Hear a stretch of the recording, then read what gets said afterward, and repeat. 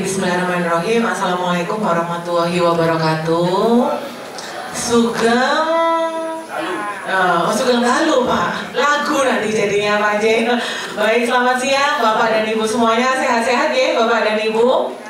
Wah, yang hadir nampaknya sudah 1000-an orang di sini, penasaran dengan yang namanya TER pajak, ngaten J. Matur nuwun sangat Bapak Ibu di tengah kesibukan Bapak dan Ibu sekalian menyempatkan waktu untuk hadir terkait dengan updating di dunia pajak ya Bapak Ibu pada siang hari ini. Dan kebetulan pada siang hari ini tadi sudah sempat disampaikan sedikit oleh Bapak Dekan bahwa mau tidak mau memang kita akan terjebak dalam tanda kutip dalam TER ini, kata Bapak Ibu.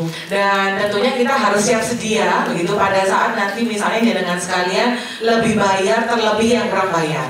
Kalau kurang bayar berarti harus siap-siap untuk menggesek. Entah yang digesek yang rekening mana aja Bapak dan Ibu sekalian, apa yang tabungan pajak atau rekening BNI, BRI dan lain sebagainya. Tapi kalau lebih bayar berarti sudah pasti nanti harus siap untuk dilakukan pemeriksaan, kata Bapak dan Ibu sekalian. Nah, apakah pemeriksaan adalah sesuatu yang horor gitu ya? Jadi kalah film horor Bapak Ibu. Dan apa saja yang harus di-prepare gitu ya pada saat memang kita nanti akan mendapatkan surat cinta untuk pemeriksaan dari Direktorat Jenderal Pajak, seperti itu. Nah, oleh karena itu pada kesempatan pada siang hari ini saya mengundang terlebih dahulu kedua pemateri kita, yaitu yang pertama Bapak Dr. Alessandro Rey, SHMH MKN, BSc MBA. Selamat siang Bapak Alessandro. Ini saya coba-coba tebak berhadiah antara CV dengan wajah jenengan. Monggo Pak Alessandro berkenan untuk ke depan. Beliau telah menamatkan pendidikan doktor hukum di Universitas Tarumanagara. Kemudian beliau juga telah melakukan magister tata magister hukum seperti itu Pak. Dan memang beliau Bapak dan Ibu sekalian tidak hanya expert di bidang administrasi pajak, tapi lebih pada ke advokasi perpajakan. Sehingga jika Bapak dan Ibu semua jangan sampai Bapak Ibu terlibat kes di pajak, beliau ahlinya sepertinya ya. Karena beliau juga sebagai advokat, beliau juga salah satu pajak, kuasa hukum kepabeanan, kemudian dia salah satu cukai, liquidator, kurator, kemudian juga beberapa konsultan terkait masalah saudara, dana yang tua, kemudian di bidang asuransi, properti, serta beberapa jasa keuangan seperti itu. Kemudian cara-cara yang kita kedua pada siang hari ini, yaitu saya mengundang Bapak Fungsiawan SEAMMK DKP. Monggo Bapak Fungsiawan. Saya panggilnya Pak Fungsi. Oh awan ya ini. Awan betul cerita ya. Benar ya Pak J. Beliau juga sebagai praktisi di salah satu kantor konsultan pajak. Di beberapa kantor pajak gitu, dan dia juga sebagai pelatih gitu ya Awan gitu. Baik, untuk sesi yang pertama mungkin saya beri kesempatan pada Bapak untuk menyampaikan terkait dengan pada saat misalnya sekarang udah PPdb ya Pak ya. Nah, konsekuensi pajakannya seperti apa? Bahkan mungkin nanti setelah saya kemudian dia menyampaikan strategi apa bisa kita lakukan. Apakah kita benar-benar dengan lapang dada gitu, kita ikuti aja dulu gitu Pak. Karena sebetulnya kalau perencanaan pajak itu ada yang penghindaran pajak dan ada yang pengelolaan pajak gitu ya Pak ya. Nah, tapi kita bisa melakukan yang namanya penghindaran pajak Pak. Dan apa saja barangkali. Monggo Pak Alessandro. Baik, terima kasih Bu Moderator.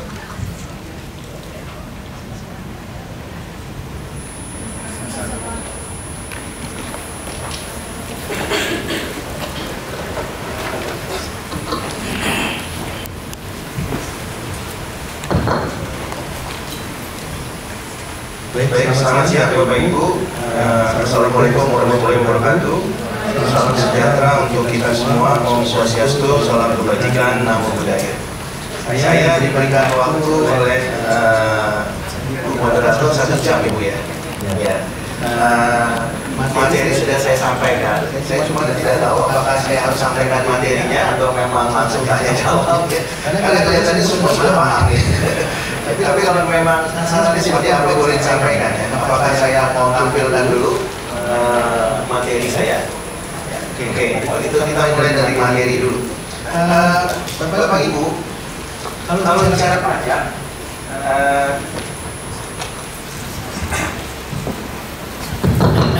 kalau bicara pajak, banyak sekali orang yang berpendapat pajak itu kompleks, ya. Makanya banyak orang yang menghindari pajak. Kenapa? Karena selain kompleks, juga kalau semakin diteliti katanya semakin tinggi gitu ya. Karena kalau itu benar-benar dipotong banyak.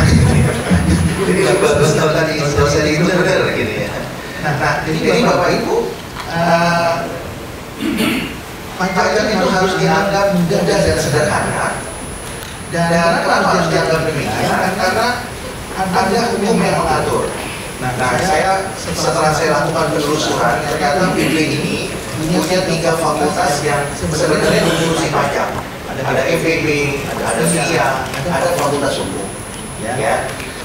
Dan waktu itu saya diundang pernah untuk sidang terbuka disertasi fakultas hukum.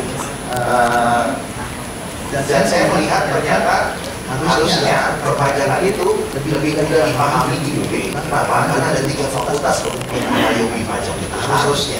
Ya. Oke. Kalau kita bicara mengenai perpajakan PTNBH, mungkin boleh ditampilkan slide-nya.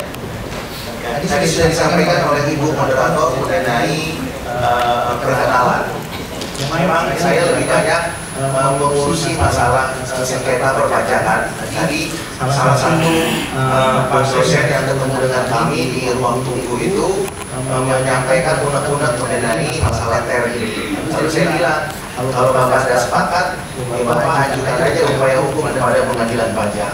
Ya, di mana aja yang salah gitu ya, salah menerapkannya, salah potongnya, atau bagaimana, selalu tersedia upayanya. Ya, jadi nanti Bapak Ibu kalau nanti bicara mengenai pajak, kalau merasa dirugikan, ada mekanismenya, ada jalurnya, dan itu bukan eksklusif miliknya hukum. Tadi Pak Dekan mengatakan bahwa mengenai teks ini sedang diajukan judicial review ya Bu ya. Tadi katanya oleh fakultas hukum ya, itu sah-sah saja. Tapi sepanjang belum ada putusan tentu kita harus mengikuti aturan yang berlaku. Nah ini perkenalan saja Bapak Ibu rekan-rekan, latar belakang saya itu latar belakang ekonomi, keuangan, dan juga hukum ya. Kenapa? Karena di pajak itu pada akhirnya yang menjadi panglima harus hukum ya. Kenapa ada TER? Karena ada hukumnya. Hukumnya mengamankan demikian ya. Karena kalau accounting hanya menerapkan saja. Pertanyaannya gimana cara menerapkannya? Benar-benar nggak cara penerapannya? Ya. Kadang-kadang kita Bapak Ibu membaca satu, kalau hukum itu namanya rumusan norma ya. Pasal itu namanya rumusan norma. Kalau membaca rumusan norma, kalau salah ya pemahaman kita menjadi salah. Ya. Oke. Nah ini perkenalan saja Bapak Ibu.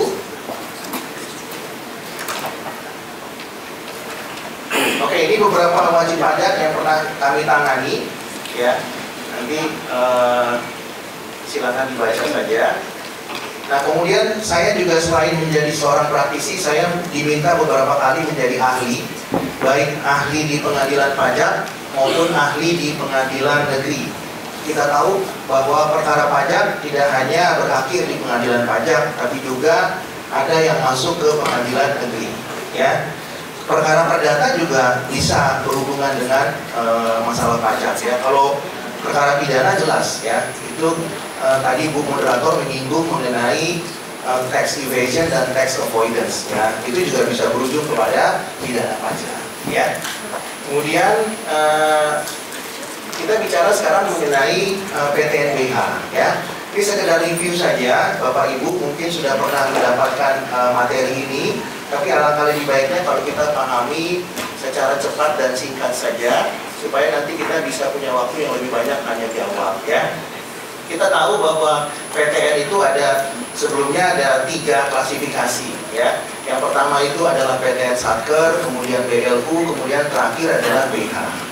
Nah, secara esensi sebenarnya PTNBH ini sama dengan wajib pajak badan. Jadi Bapak Ibu yang sudah terbiasa dengan pengertian wajib pajak berarti pasti paham ya. Ada wajib pajak orang pribadi, ada wajib pajak badan. PTNBH ini sebenarnya sama dengan WP badan.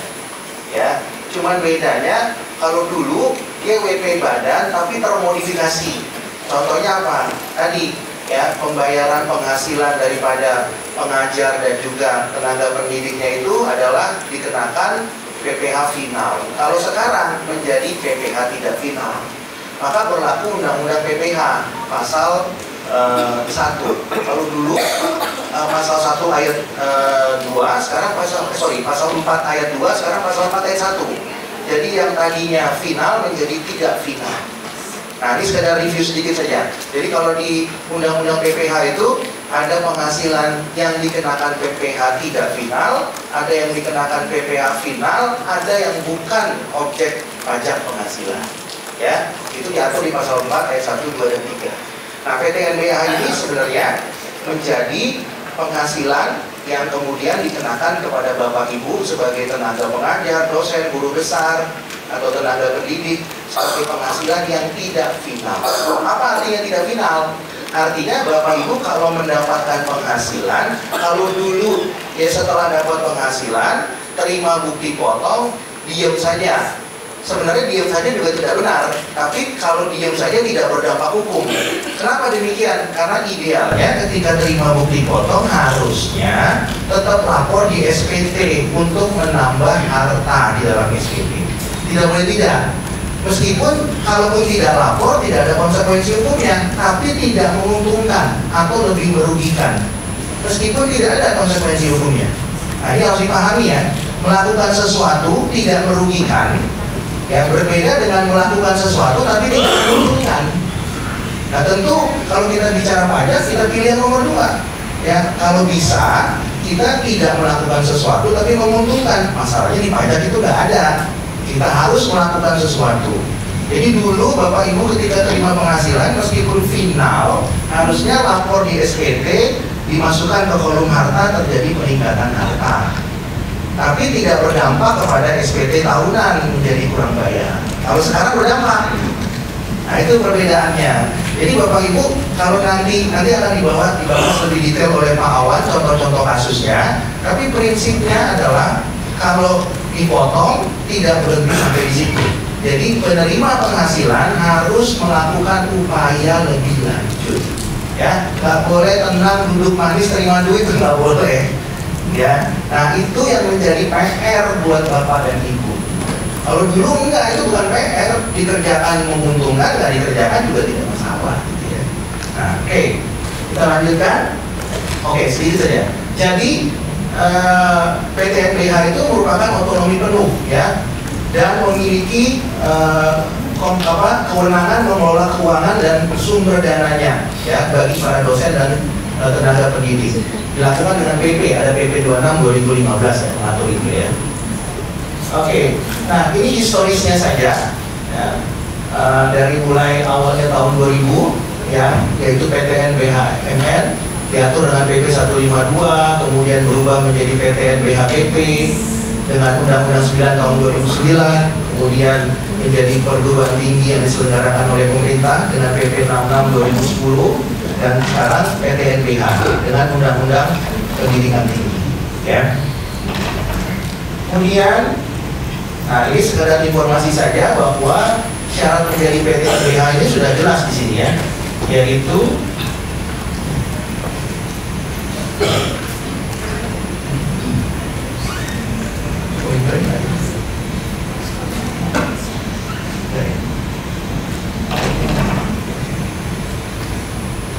ya,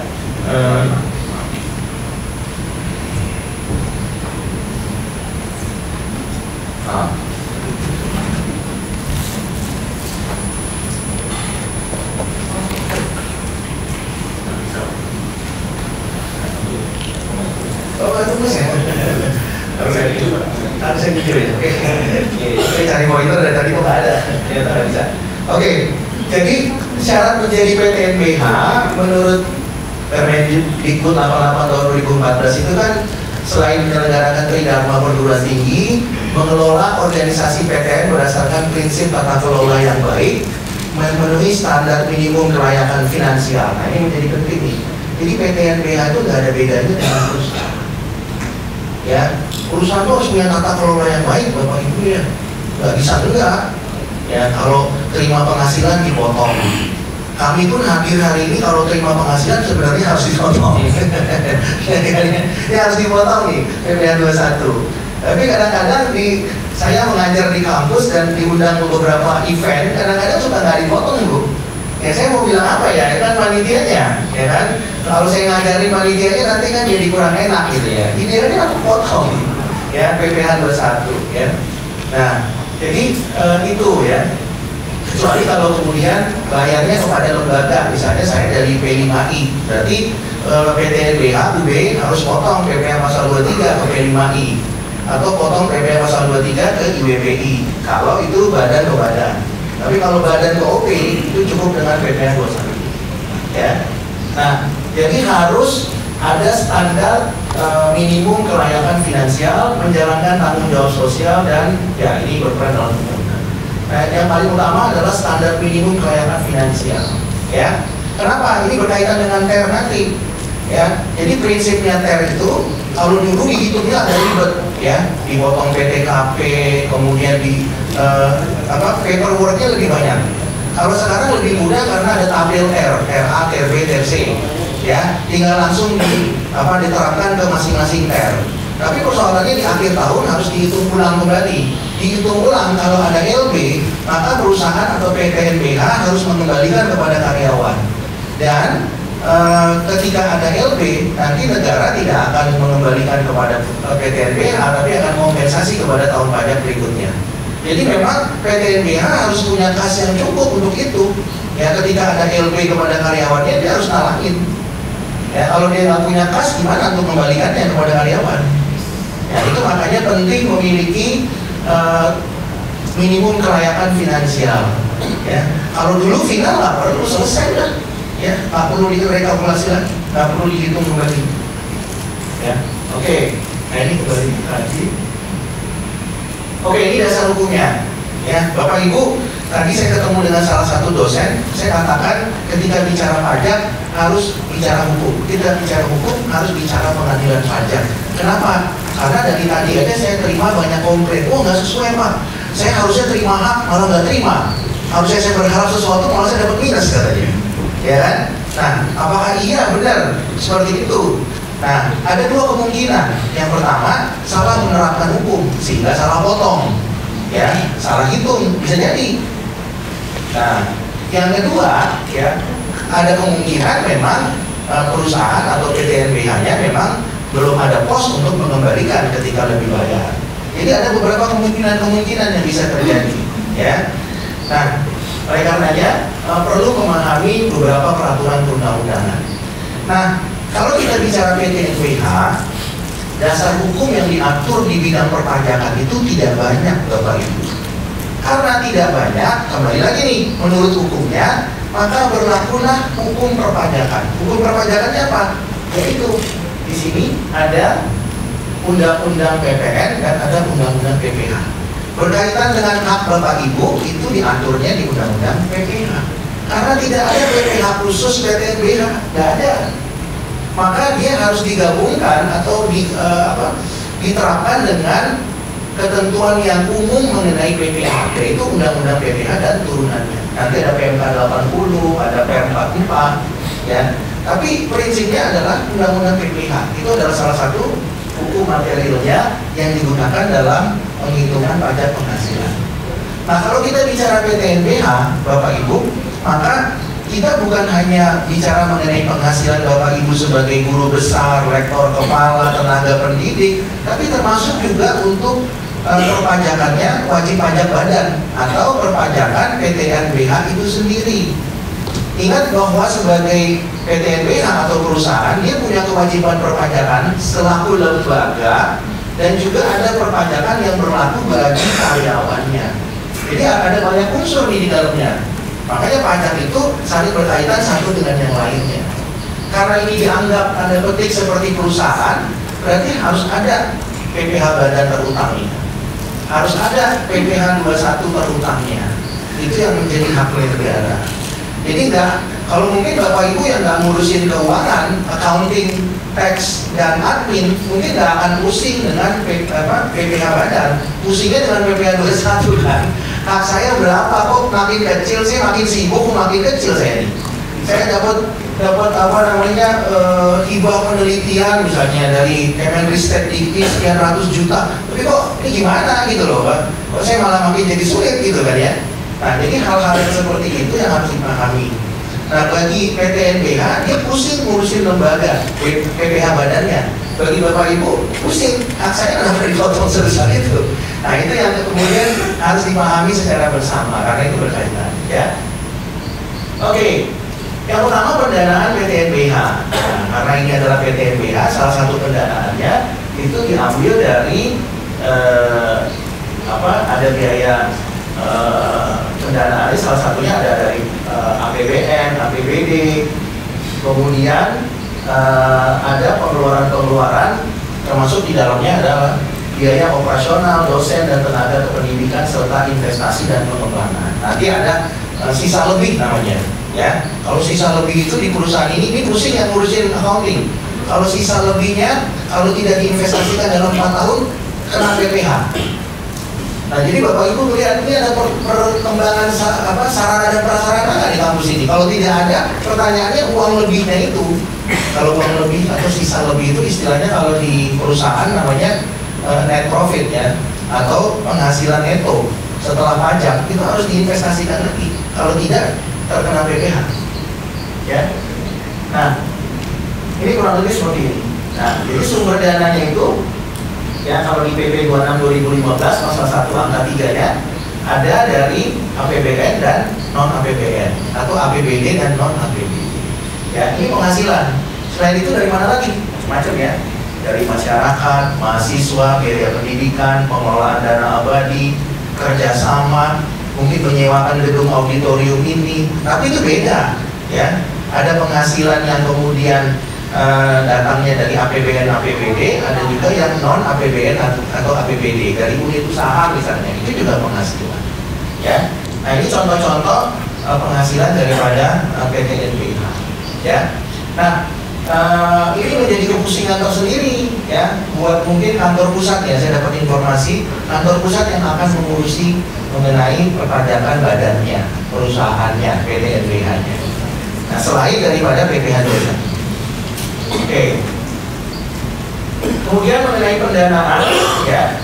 Pendanaan itu tadi sudah disebutkan, ini hanya mengulang saja, yaitu di pasal 3 PP 26 2015 bantuan pendanaan PTN, badan hukum dan bentuk lain sesuai dengan peraturan perundang-undangan ya.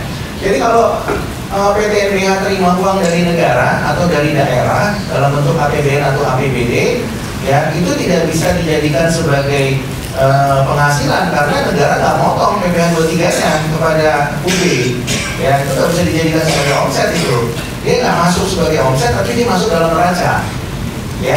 Karena apa? Karena dia nggak dipotong kan, harusnya kan pemberinya itu harus motong ya, tapi kan negara nggak motong ya. Maka itu yang kemudian menjadi perbedaan sedikit. Beda dengan perusahaan. Kalau perusahaan ini kan dianggapnya omset atau penghasilan bruto.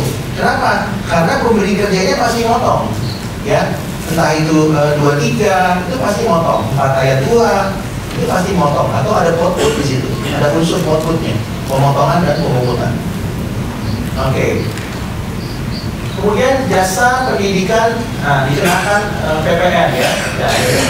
Jadi sebenarnya ada pengecualian untuk jasa pendidikan yang tidak dikenai PPN ya. Ini salah satu dasar hukumnya di pasal 16B ayat 1A huruf C, jasa pendidikan. Jadi sebenarnya kayak misalnya kerjasama dengan pihak lain atau SPP yang dikenakan kepada mahasiswa itu nggak ada unsur PPN-nya ya. Karena kalau dikenakan unsur PPN harusnya lebih mahal lagi ya, 11%, tahun depan udah 12%. Tapi konteks pendidikan tidak dikenakan PPN atau dibebaskan lebih tepatnya ya, bukan DTP juga, bukan ditanggung pemerintah, dibebaskan ya, bukan ditanggung oleh pemerintah tapi dibebaskan. Kemudian ya ini masih ya mengenai pendidikan, jasa penyelenggara pendidikan semuanya dibebaskan dari PPN kecuali unit usaha. Ya, contohnya tadi UB nyewakan gedung ini. Nah, ketika dia nyewakan gedung ini, ya maka dia dalam konteks penyewaan ini sebagai PKP, pengusaha kena pajak. Dia harus nerbitin faktur pajak. Ya, dia harus mungut PPN-nya 11%. Maka si penerima sewa ini harus bayar PPN-nya. Ya, karena konteksnya bukan dalam rangka pendidikan, misalnya disewakan dalam rangka misalnya untuk acara-acara yang tidak berkaitan langsung dengan pendidikan. Nah itu termasuk PPN yang tetap harus dipungut oleh UB sebagai PTNB. Ya, jadi tidak semuanya, secara umum dibebaskan tapi tidak semuanya. Ya, oke. Kemudian ya ini masih mengenai itu PPN. Kemudian ini objek pajak yang dikecualikan. Sekarang kita masuk ke PPH. PPH tadi saya sudah sebutkan pasal 4 ayat 3 Undang-Undang PPH, ya. Jadi bukan objek PPH kalau berkaitan dengan pendidikan. Contohnya apa? Ini ada beasiswa, ya. Beasiswa itu bukan objek PPH, ya. Jadi kalau ada penerima beasiswa, maka dia nggak mungkin dipotong PPH 21. Ya kasihan dia, ya. Dianggap penghasilan, ya.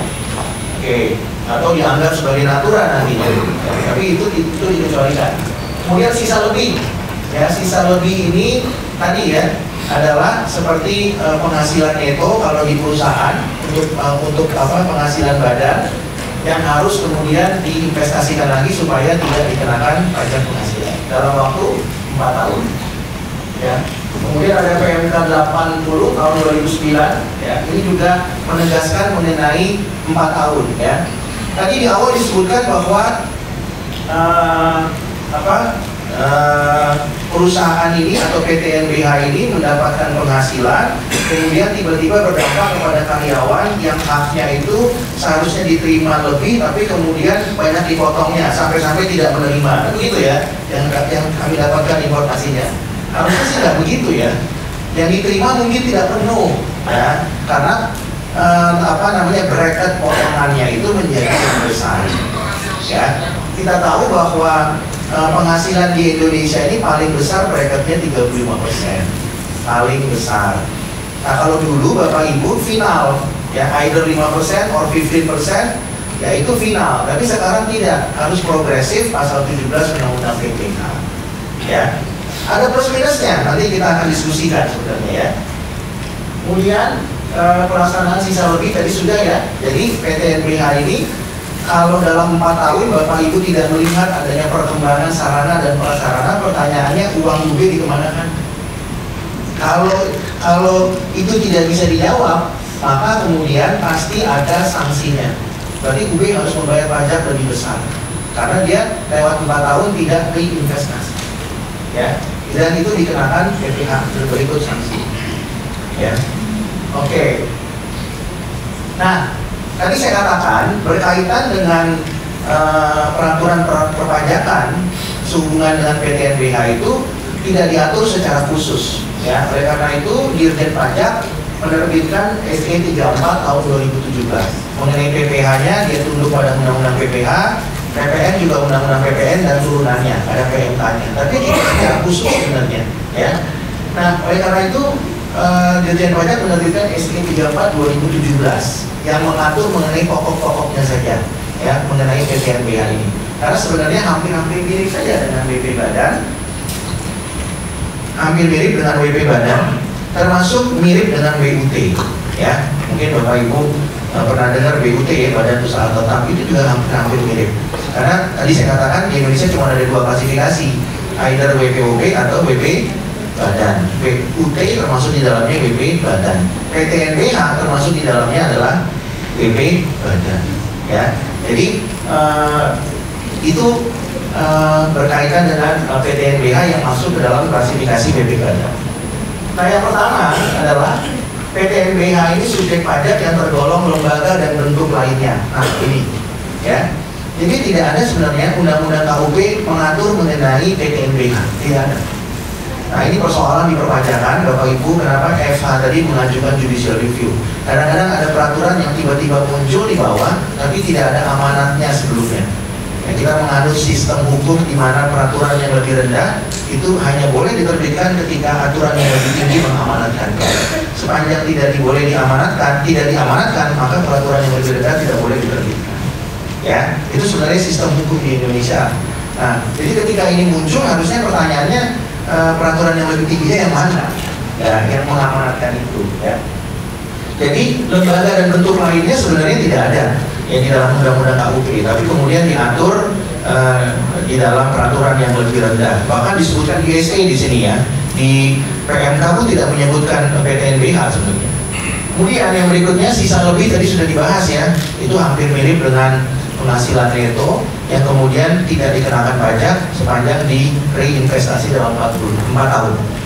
Kemudian penghasilan PTNBH nih yang menjadi objek PPH adalah salah satunya ini ya, penghasilan dari masyarakat, biaya pendidikan, pengelolaan dana abadi dan seterusnya ya. Jadi itu adalah penghasilan yang kemudian diterima oleh PTNBH. Kalau tanpa itu ya tentu PTNBH ini nggak akan bisa survive ya. Ya harus ada ya, penghasilan dari situ. Saya tidak tahu berapa besar jumlahnya karena kan saya tidak lihat SPT-nya ya atau LK-nya. Oke. Yang keempat adalah PPH tidak final yang dikenakan output itu dapat diajukan SKB ya. Jadi kalau ada PPH yang tidak final, PTNBH itu boleh mengajukan surat keterangan bebas ya. Kalau memang PTNBH ingin mendapatkan pembebasan atau supaya tidak bayar, boleh mengajukan SKB.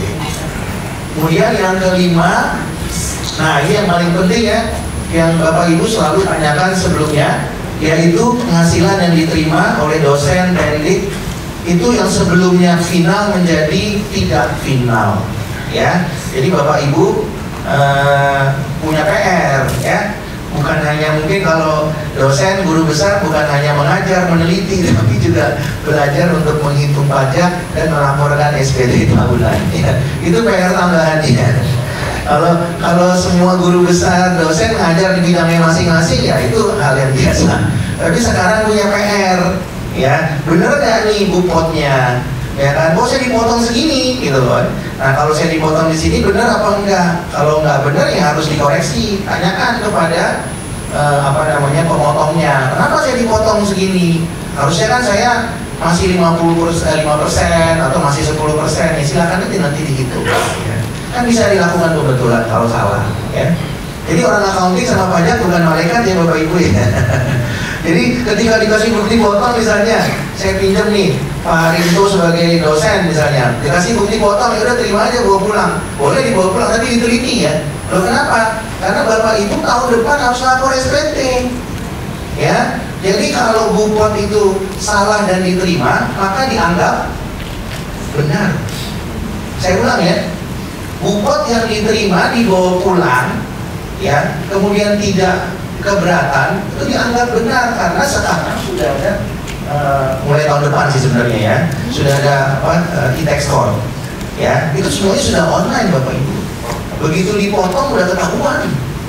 Nah, terus Bapak Ibu diam-diam aja, ya udah sistem akan menghitung dari angka itu. Ya, jadi itu pekerjaan rumahnya. Tidak bisa kemudian duduk manis pulang ya udah gitu, nggak bisa. Harus diteliti benar apa enggak. Nah itu PR tambahannya. Ya, semua yang menerima penghasilan, gitu ya. Oke, kemudian bendahara PTNBH tidak mempunyai kewajiban sebagai wajib pungut lagi atas PPh 22 dan PPN. Ya, jadi dia nggak pungut lagi.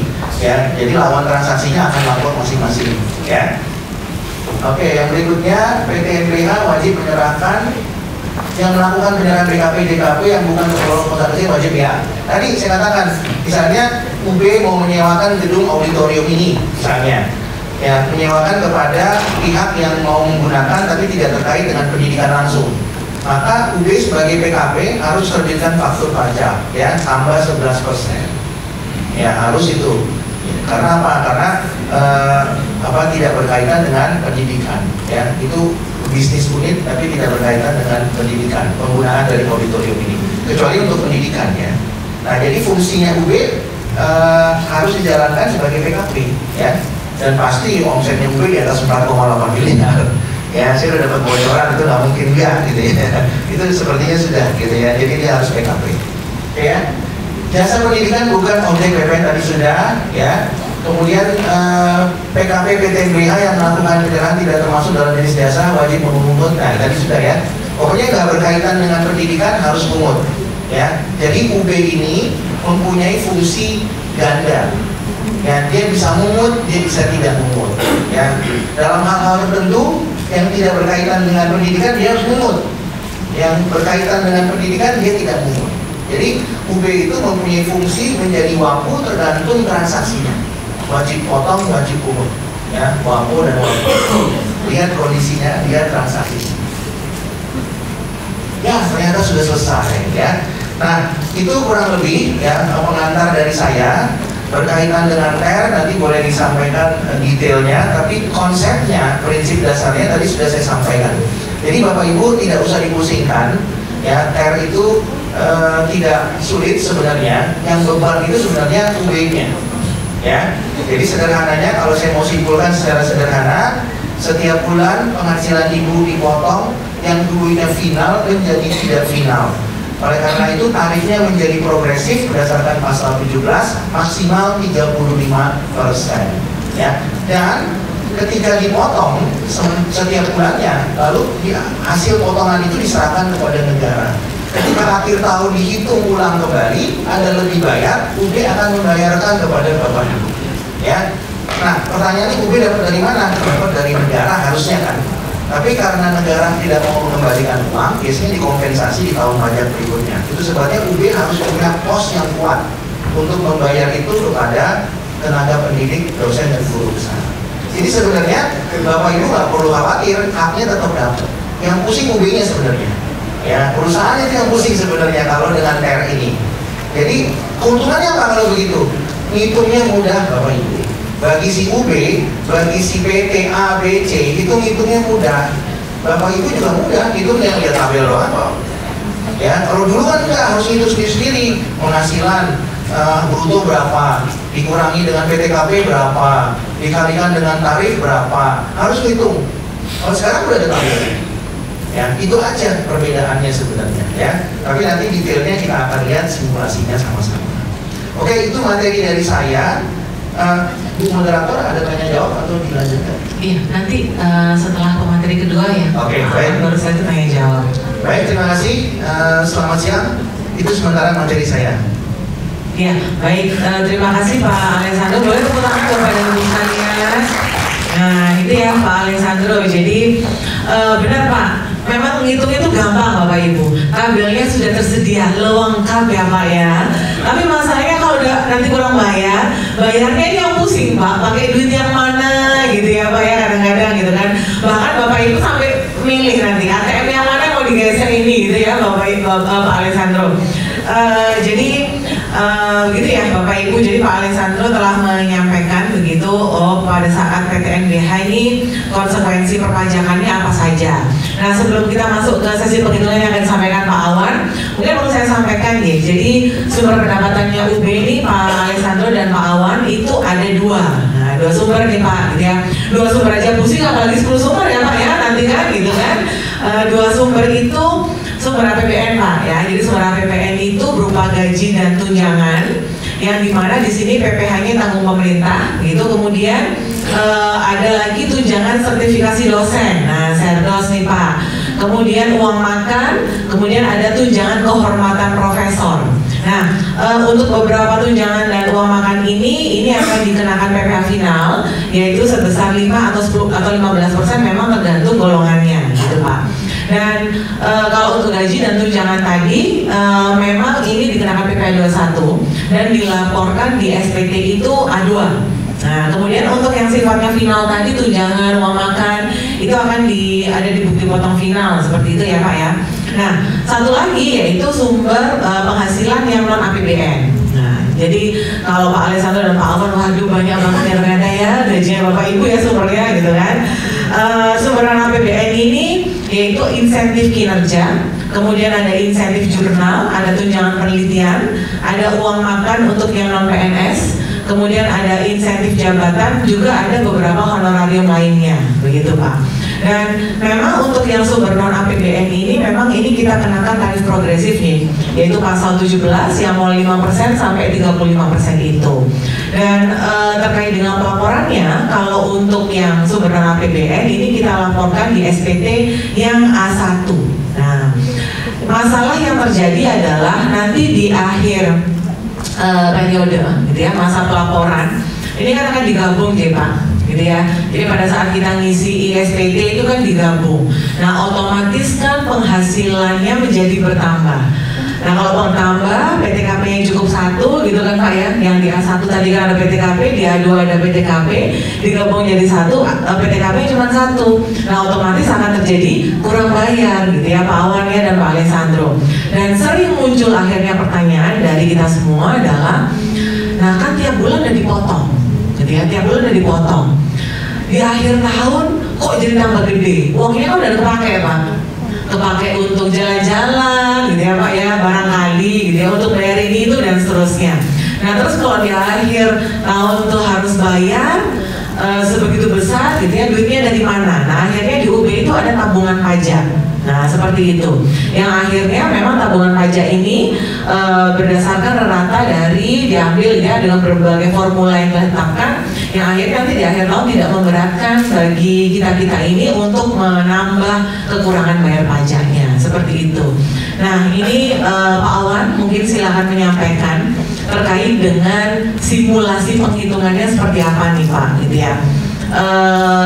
Adakah celah begitu ya yang bisa memang kita gunakan ya untuk memang meminimalisir jumlah pajak terutama nanti di akhir tahun seperti itu, meskipun memang tidak bisa nihil ya Pak ya, nggak mungkin nihil gitu kan ya. Nah, ini silakan Pak Awan.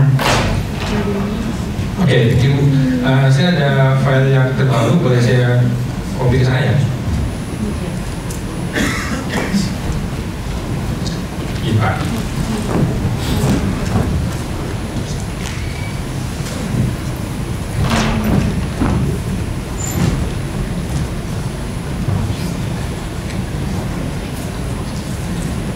Oke, thank you Bapak Ibu semua. Boleh tahu nggak Bapak Ibu di sini dosen siapa yang dosen? Dosen, oke. Terima kasih Bapak Ibu yang sudah menjadi dosen buat kita semua ya. Yang bukan dosen siapa? Sebagai apa? Staff gitu Pak ya? Oh, tapi tetap di karyawan UB sini. Oh, oke. Ya, baik Pak. Oke, jadi makasih Pak Re, Ibu. Pak Re ini senior kita semua ya. Jadi saya ini hanya nama-nama aja sebenarnya ya. Beliau ini bosnya. Oke. Jadi PPH 21 Ter ya. Jadi ASN itu kan kalau UB semua ASN tuh ya.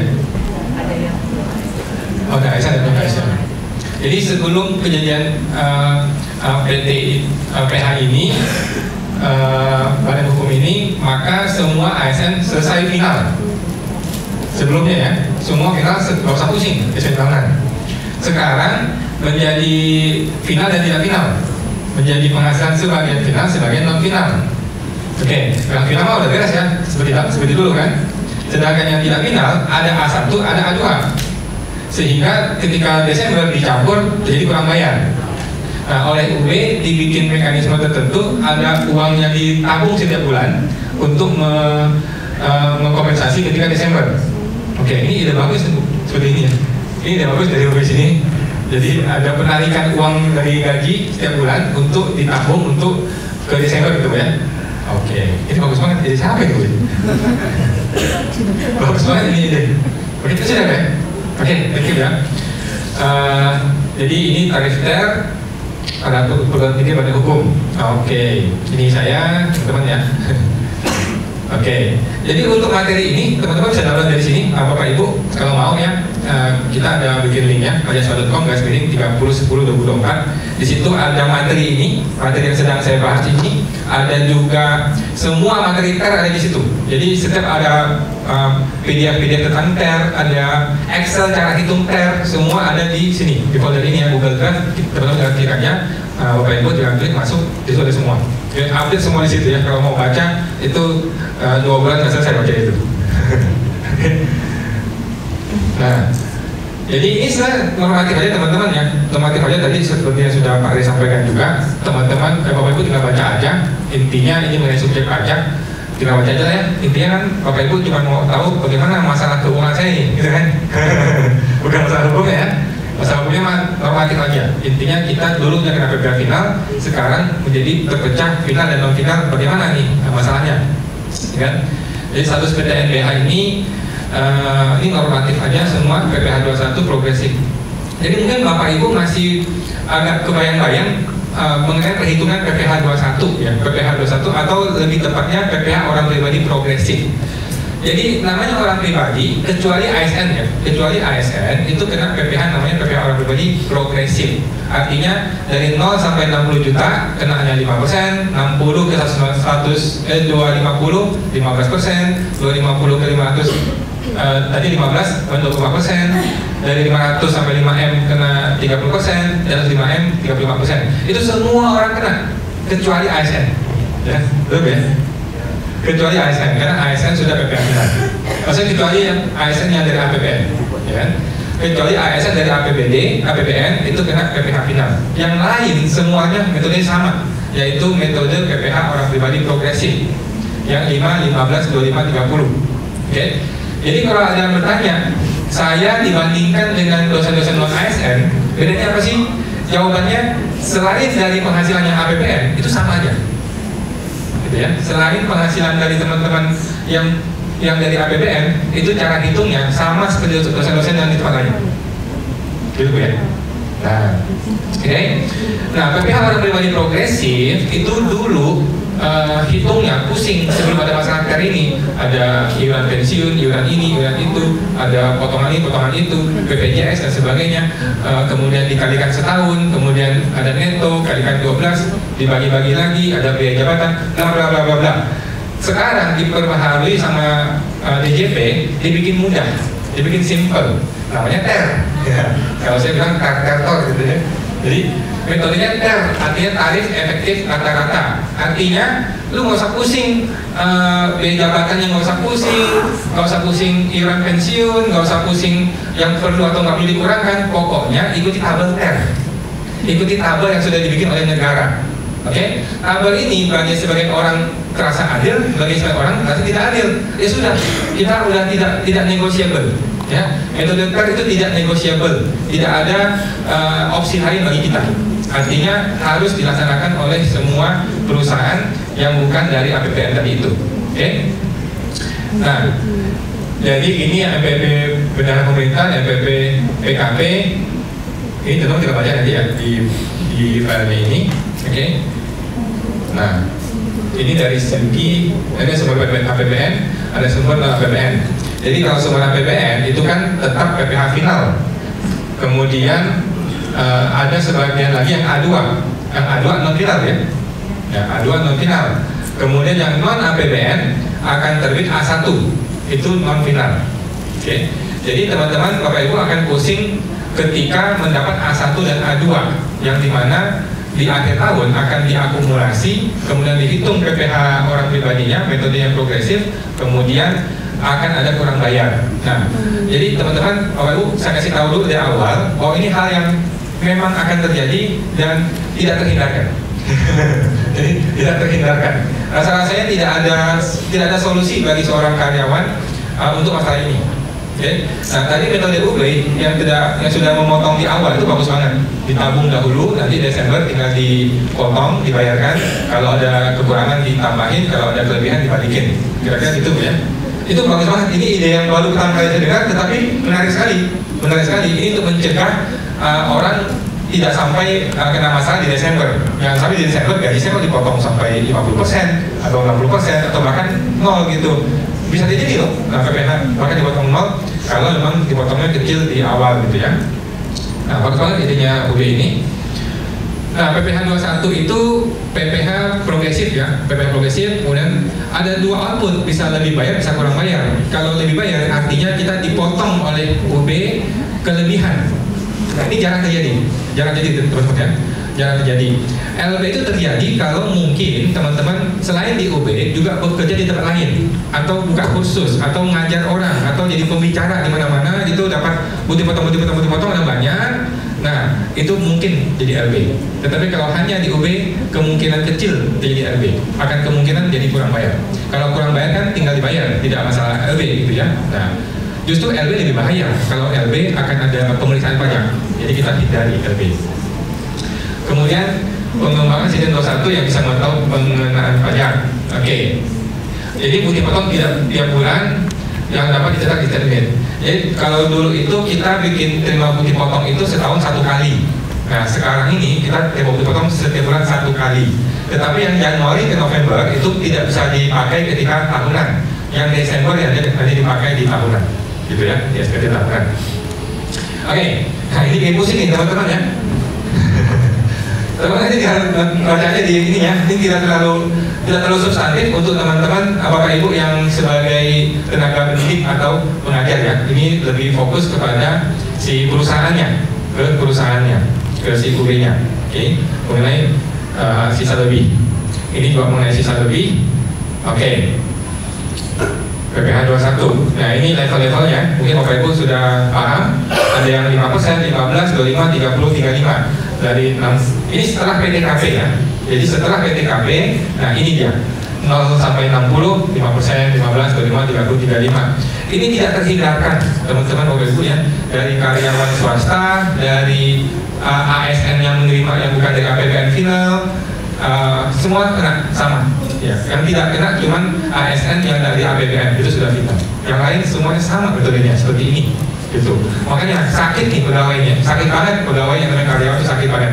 Yang makanya negara oligarki itu begitu. Nah, kemudian pada satu, nah TER ya. Jadi TER ini ada 3 macam, TER A, TER B, dan TER C. Oke, TER itu adalah sebuah tabel, teman-teman ya. TER itu adalah sebuah tabel. Ada TER A, TER B, TER C. Jadi kita tinggal lihat saya ini termasuk kategori TER A atau TER B atau TER C. Setelah kita tahu saya ini A atau B atau C, saya tinggal lihat tabel saya di baris keberapa. Itulah PPh saya setiap bulan, gitu ya.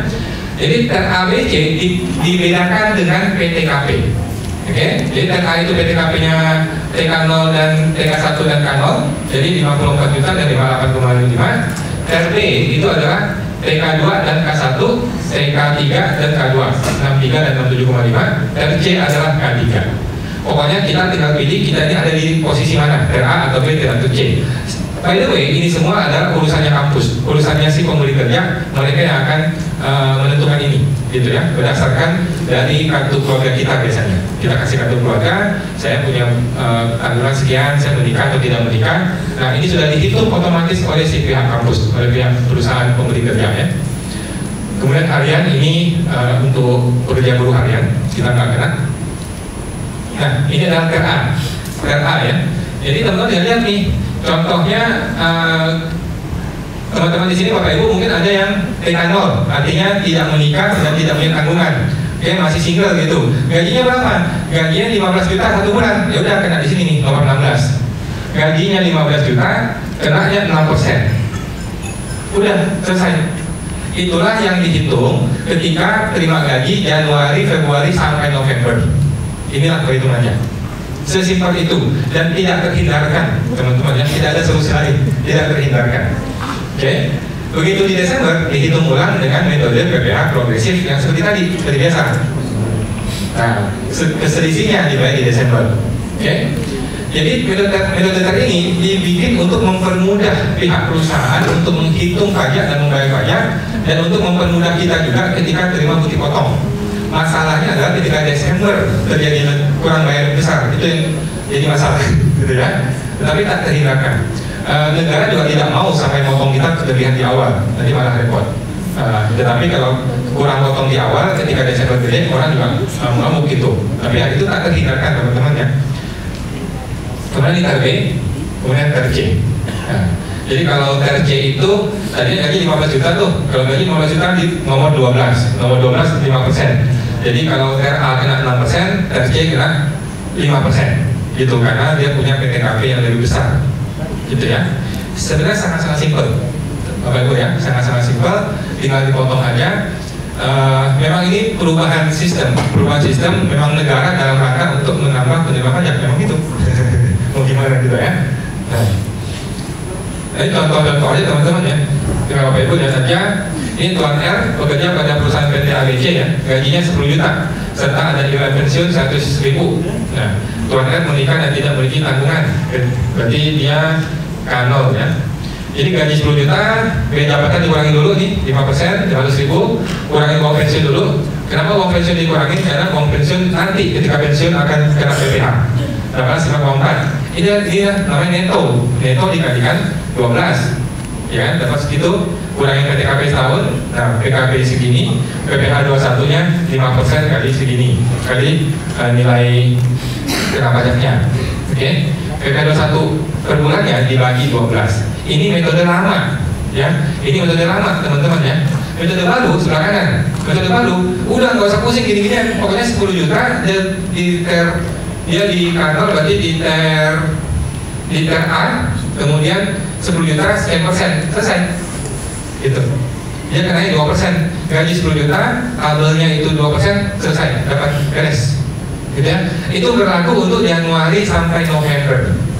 Jadi Januari sampai November seperti itulah cara hitungnya. Lihat tabel saja, persentase dapat, selesai. Itulah nilai PPh yang dipotong oleh perusahaan. Oke. Begitu Desember dihitung yang benar, dihitung cara ini.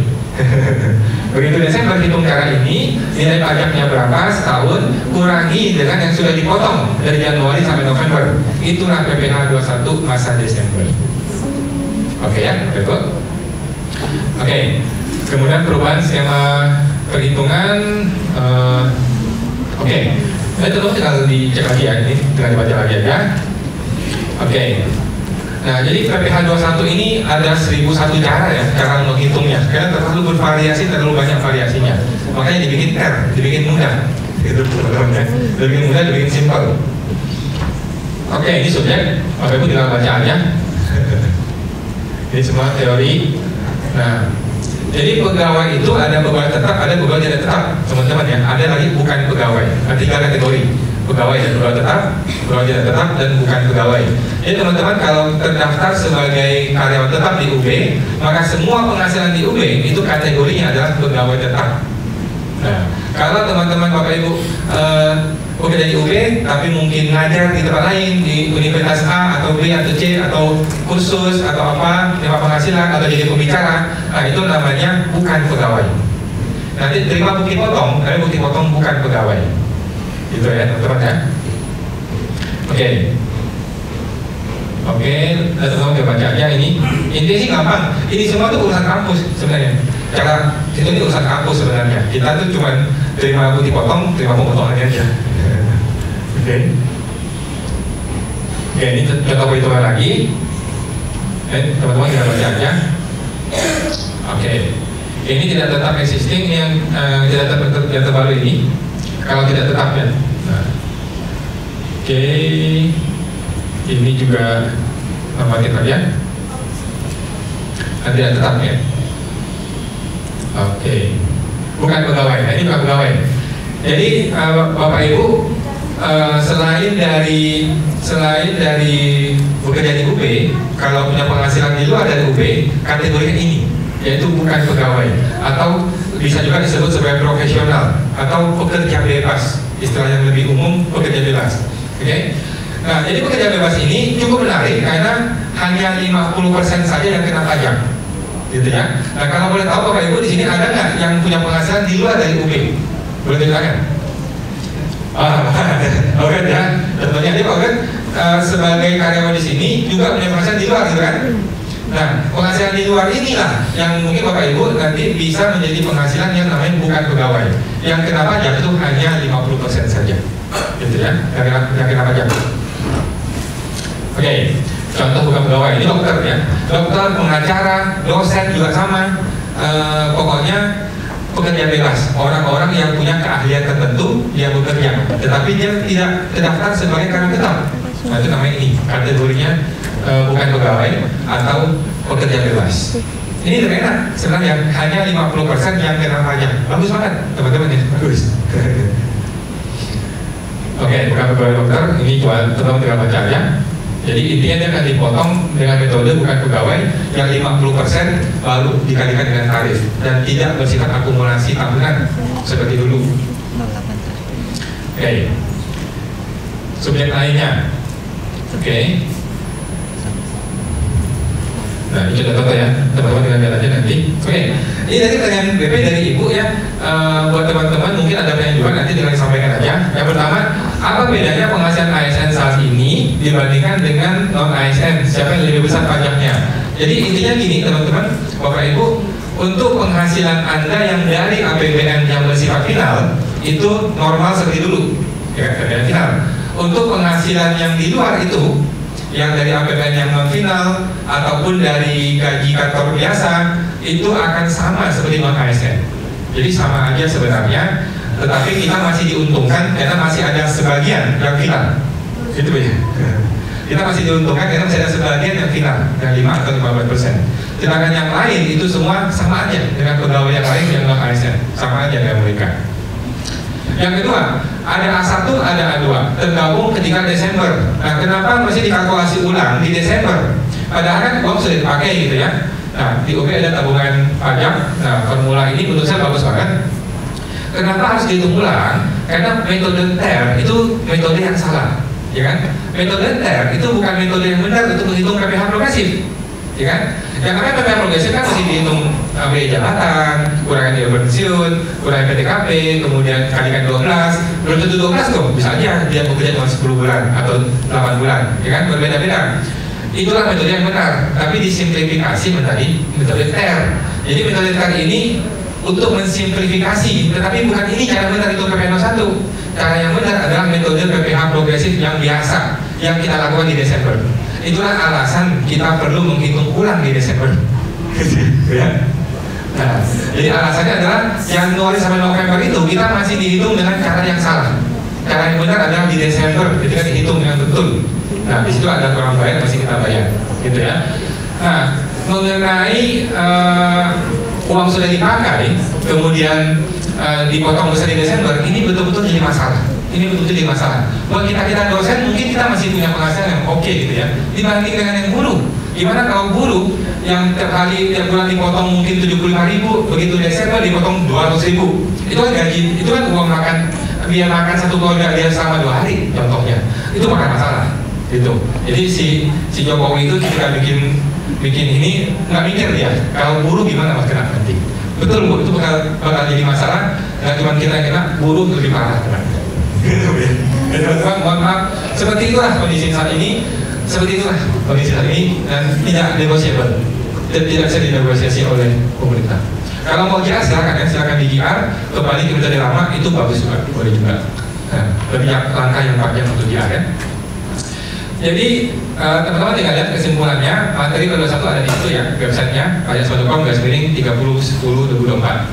Nah teman-teman pada intinya sih akan dapat 3 penghasilan ya. Penghasilan pertama adalah dari APBN bersifat final. Penghasilan kedua adalah penghasilan dari kampus tempat teman-teman terdaftar sebagai karyawan tetap yang bersumber bukan dari APBN, yang tidak final, itu pakai metode TER. Yang ujung-ujungnya di Desember pakai progresif. Yang ketiga adalah penghasilan Bapak Ibu yang bukan dari UB, yang bukan dari tempat kita terdaftar sebagai pegawai tetap. Nah ini bisa menggunakan bersifat tidak final, pakai normal 50% dan PPh progresif. Oke, kira-kira cuma 3 ini sih sumber penghasilan kita ya sebagai dosen di sini. Yang pertama APBN final, yang kedua adalah non final, bisa dari APBN, kedua bukan dari APBN, yang akan pakai TER, kemudian progresif. Yang ketiga adalah penghasilan yang di luar dari tempat kita bekerja, yang kita dosen tidak tetap dan sebagainya di kampus lain, itu bisa pakai metode normal 50%, kemudian itu progresif juga. Oke. Nah, sedangkan di pajak, di SPT tahunan orang pribadi kita nih, hanya ada 3 istilah untuk teman-teman, yang sebenarnya cuma 2 sih, final non final, itu aja sih, cuma bersifat final atau non final. Yang pertama adalah final. Kalau dari mana kita final? Lihat di bukti potong. Oke, lihat di bukti potong ada tulisan PPh bersifat final. Ini sudah beres. Teman-teman tinggal lapor di SPT tahunan sebagai penghasilan final. Selesai. Yang kedua adalah penghasilan tidak final. Kalau tidak final ada 2 jenis, 2A dan 2B ya. Ada yang dari pekerjaan, ada yang dari pekerja bebas. dan lainnya. Pekerjaan maksudnya itu adalah dari kampus ini, dari kampus tempat Bapak Ibu terdaftar sebagai dosen tetap. Bisa A1, bisa A2. Ya, ini kurang ya. Ada bukti potong A1, bukti potong A2. Kemudian yang 2B adalah penghasilan dari pekerja bebas dan lainnya itu dicampurkan. Itu bukti potong ada banyak lembar tuh. Tiap kali kita jadi pembicara di sebuah bank atau sebuah kampus atau sebuah tempat ada bukti potong dapat 1 gitu. Akan bicara lagi minggu depan dapat bukti potong lagi. Itu dikumpulin semua. Itu namanya penghasilan dari pekerja bebas. Nah, 2A dan 2B akan digabung ya dalam rangka menghitung PPh orang pribadi kita. Nah, sehingga umumnya terjadi kurang bayar. Karena yang 2A dan 2B akan digabung ketika hitung SPT tahunan. Tapi ingat ya, yang 2A itu A1 dan A2, yang 2B itu adalah dari pekerja bebas yang mana kita bisa menggunakan normal 50%. Jadi gimana strateginya? Strateginya pertama metode TER ini tidak dapat dinegosiasikan ya, terima nasib aja ya. Semua orang kena, termasuk buruh yang paling sakit nanti kena di Desember ya. Januari November kita dipotong metode TER, itu sudah nasib, nggak ada negosiasi. Yang Desember dihitung ulang bisa dipotong lebih besar, itu juga tidak dinegosiasikan. Dan metode UB sudah bagus banget ya, memotong dari tiap bulan ditabung kemudian dibayar di Desember, itu bagus banget, ide yang bagus banget gitu. Nomor 2, teman-teman ingat ya, di awal tahun 2025 sebelum 31 Maret Bapak Ibu perlu cetak surat NPPN di website DJP online ya, Pajak.go.id, di menu KSPP, kemudian menu cetak NPPN. Nah, supaya apa? Supaya teman-teman bisa penghasilannya hanya 50% yang kena pajak. Ini khusus untuk penghasilan yang di luar dari UB, di luar dari kita tempat bekerja sebagai pegawai tetap, gitu ya. Jadi beruntunglah kalau teman-teman banyak penghasilan di luar UB, gitu ya. Nanti bisa pakai metode normal, hanya 50% yang kena pajak. Nah, yang ketiga, ingat ya, suami istri kalau punya MPP masing-masing, mau dia PH ataupun MT, maka semua penghasilannya akan digabung. Semua yang non final ya, semua yang non final akan digabung dahulu, kemudian dihitung pajaknya dengan tarif yang tertinggi, yang paling benar, kemudian dipecah kembali proporsional. Nah, bagi suami istri sebaiknya si istri tidak punya PPP aja, langsung gabung suami aja. Tetapi kalau istri punya MPPP, suami punya MPP, ada dua kemungkinan, PH atau MT, yang pisah harta atau memilih terpisah. Di dunia pajak ini sama saja, barang ini sama, harus dihitung dengan cara dicampur kena PPh progresif baru dipecah proporsional. Ini akan lebih sakit lagi bayar pajaknya, lebih sakit lagi. Kemudian nomor 4, ingat SPT orang pribadi, hindari LB teman-teman ya, hindarilah lebih bayar. Lebih baik kita bikin KB saja. Dan memang umumnya KB ya, biasanya akan KB. Kalau ada LB lebih bayar, maka Bapak Ibu tinggal tambahin penghasilan lainnya di lampiran 2 ya, penghasilan lainnya. Lampiran 2 halaman 1, lampiran 1 halaman 2 paling bawah ada penghasilan dalam negeri lainnya, ditambahkan saja supaya tidak LB, supaya tetap menjadi kurang bayar walaupun dikit ya. Kemudian ingat nomor 5, ingat minta bukti potong ya. Setiap kali kita punya penghasilan kita dipotong, artinya kita dibayarnya tidak full, maka minta bukti potong, minta kamu dipotong, wajib teman-teman ya. Jangan sampai kita sudah dipotong, pihak pembelinya tidak memotong atau dia tidak bayarin bukti potong itu, repot, nanti kita kena ya. Kemudian strategi berikutnya sebagai dosen, ini mungkin jarang dilakukan ya. Teman-teman boleh juga buat sebuah PTP. PTP itu adalah PT perorangan khusus untuk terima penghasilan di luar dari 2 ini ya. Yang pertama adalah yang sudah kena PPh final, yang kedua adalah yang dari pekerjaan di tempat Anda berstatus pegawai tetap. Di luar dari ini teman-teman boleh pakai PTP. Jadi untuk penghasilan di luar 2 ini kita lanjut nomor 2 nih. PTP adalah PT perorangan ya. PT perorangan ini bikin cuma 50.000 ya Bapak Ibu, cuma 50.000 bikinnya. Tapi kita sudah punya badan usaha, enak nih, bagus. Bikinnya bisa di rumah alamatnya, kita bisa menggunakan PTP ini. Wajib pembukuan ya, bukan gampang kan, tinggal dari teman-teman akunting, ada Pak Ubed dibantu akuntingnya gitu. Nah, kemudian statusnya sama seperti badan CV atau PT seperti biasa. Kemudian PTP ini perlu bikin rekening PTP ya, rekening PTP, datang ke bank bikin rekening. Kemudian kalau ada jadi pembicara nih di sebuah kampus atau jadi ngajar di sebuah kampus gitu, ya udah jangan daftarkan diri sebagai dosen, tapi daftarkan diri sebagai PTP gitu. Oke, daftarkan diri sebagai PTP, kemudian bikin invoice-nya tiap kali kita terima pembayaran, nah ditransfer ke rekening PTP. Oke, berapa pajaknya? Pajaknya adalah 0,5% kalian omset PPh final UMKM gitu. Ini bagus banget, murah, jauh lebih murah daripada yang lain ya. Jauh lebih murah daripada PPh orang pribadi ataupun PPh 21. Nah, saya nggak tahu ini bisa dipakai apa enggak. Kalau saya sih seperti ini. Kalau saya, walaupun saya konsultan pajak, saya ngurusin pajak, tetapi saya pakai PTP, di mana saya hanya bayar 0,5% dari omset setiap bulan. Yang seharusnya bisa sampai 15%, 25%, 30%, tapi saya hanya bayar 0,5%. Dan sejauh ini masih cukup aman. Ya, kalau mau pakai cara ini. Tetapi untuk yang penghasilan dari UB nggak bisa, karena ini Anda terdaftar sebagai karyawan tetap atau pegawai tetap. Itu tetap terimanya A1, A2. Itu nggak terhindarkan, teman-teman ya. Makan aja, telan bulan-bulan. Nggak ada solusi itu. Oke. Kemudian ada PPh 23, mungkin hanya tambahan aja teman-teman ya. Hanya tambahan aja untuk PPh 23 dan PPh 26. Ini mungkin bagi orang pribadi nggak terlalu kena ya, tapi untuk badan ya, untuk badan intinya sih kita motong PPh 23 kalau badannya atau UB-nya menerima jasa dari pihak luar, itu sih. PPh 23 ada hadiah, penghargaan, bunga, royalti, sewa harta selain dana bangunan ya. Nah, ada yang 2%, ada yang 15%. Oke. Nah, bunga juga ya, jasa teknik, jasa konsultan, semua kena. Oke. Nah, PPh 42 yang bersifat final. Ini penghasilan, contohnya bunga deposito, bunga tabungan. Kalau Bapak Ibu punya tabungan, punya deposito, ada bunganya. Nah, bunga itu kena PPh final. Kemudian penghasilan dari saham, sekuritas, penghasilan dari jual beli tanah bangunan, dan juga penghasilan dari ASN tadi ya, ASN yang dari APBN kena PPh final. Oke, pengecualian yang tidak memenuhi ketentuan tadi ya, itu berbeda lagi. Oke, perlakuan khusus. Nah, mungkin teman-teman nggak terlalu pusing mengenai ini ya, Bapak Ibu. Persewaan tanah bangunan kena PPh final. Oke, udah terasa itu ya. Oke, itu ya. Terima kasih Bu, masih Pak, masih Bapak Ibu semua. Iya, baik, terima kasih Pak Awan. Kita berikan tepuk tangan dong Bapak Ibu. Yes, Pak Awan dan Pak Alessandro. Nah, tadi sudah disampaikan ya Pak ya, bagaimana cara penghitungan detail. Itu mungkin kalau bagi kami penghitungnya sudah di luar kepala nih Pak Awan gitu ya. Bahkan sampai tidur pun mimpi ter gitu ya Pak ya.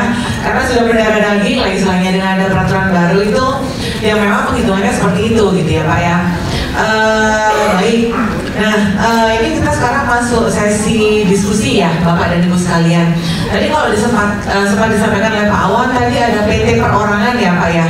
Kemudian akan dikenakan yaitu sebesar 0,5% gitu ya Pak ya.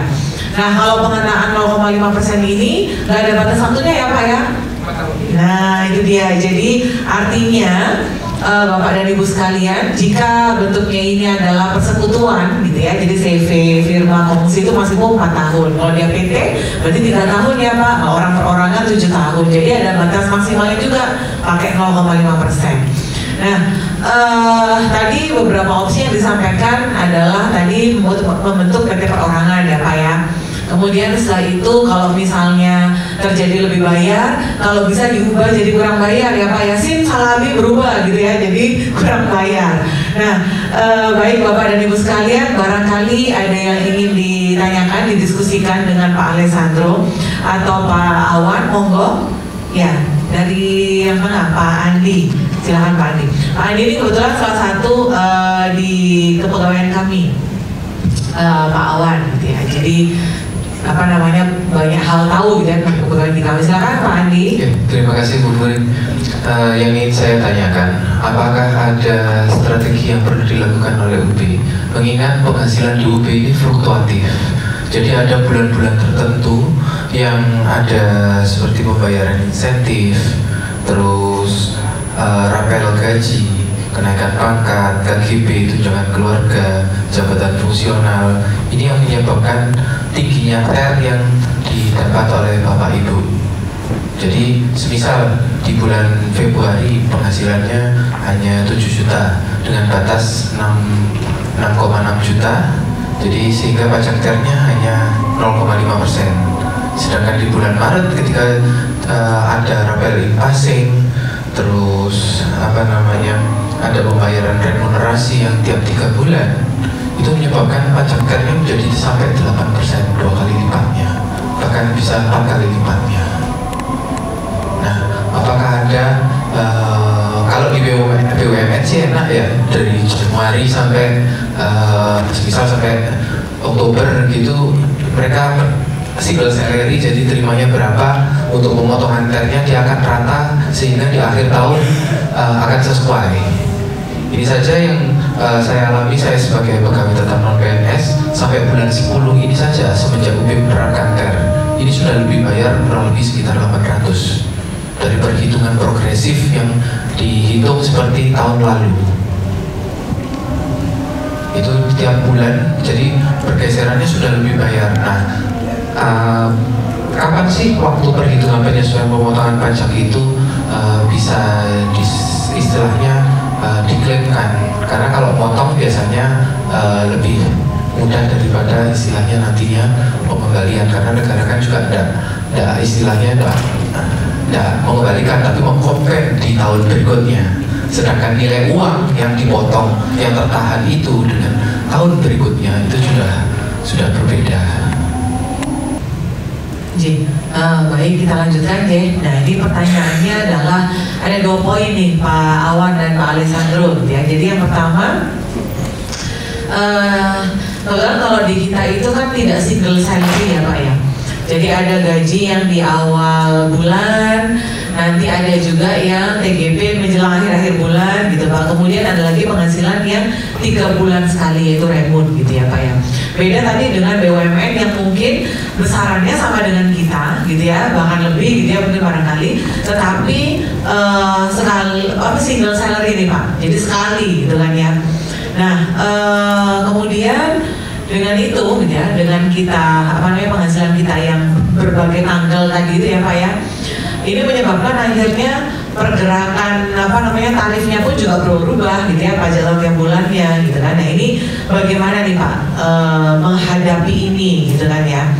Apakah akhirnya kita menjadi single salary gitu ya, ataukah memang ya sudah sesuai dengan penanggalan yang sekarang aja, jadi awal bulan, akhir bulan, kemudian 3 bulan sekali begitu, atau bagaimana?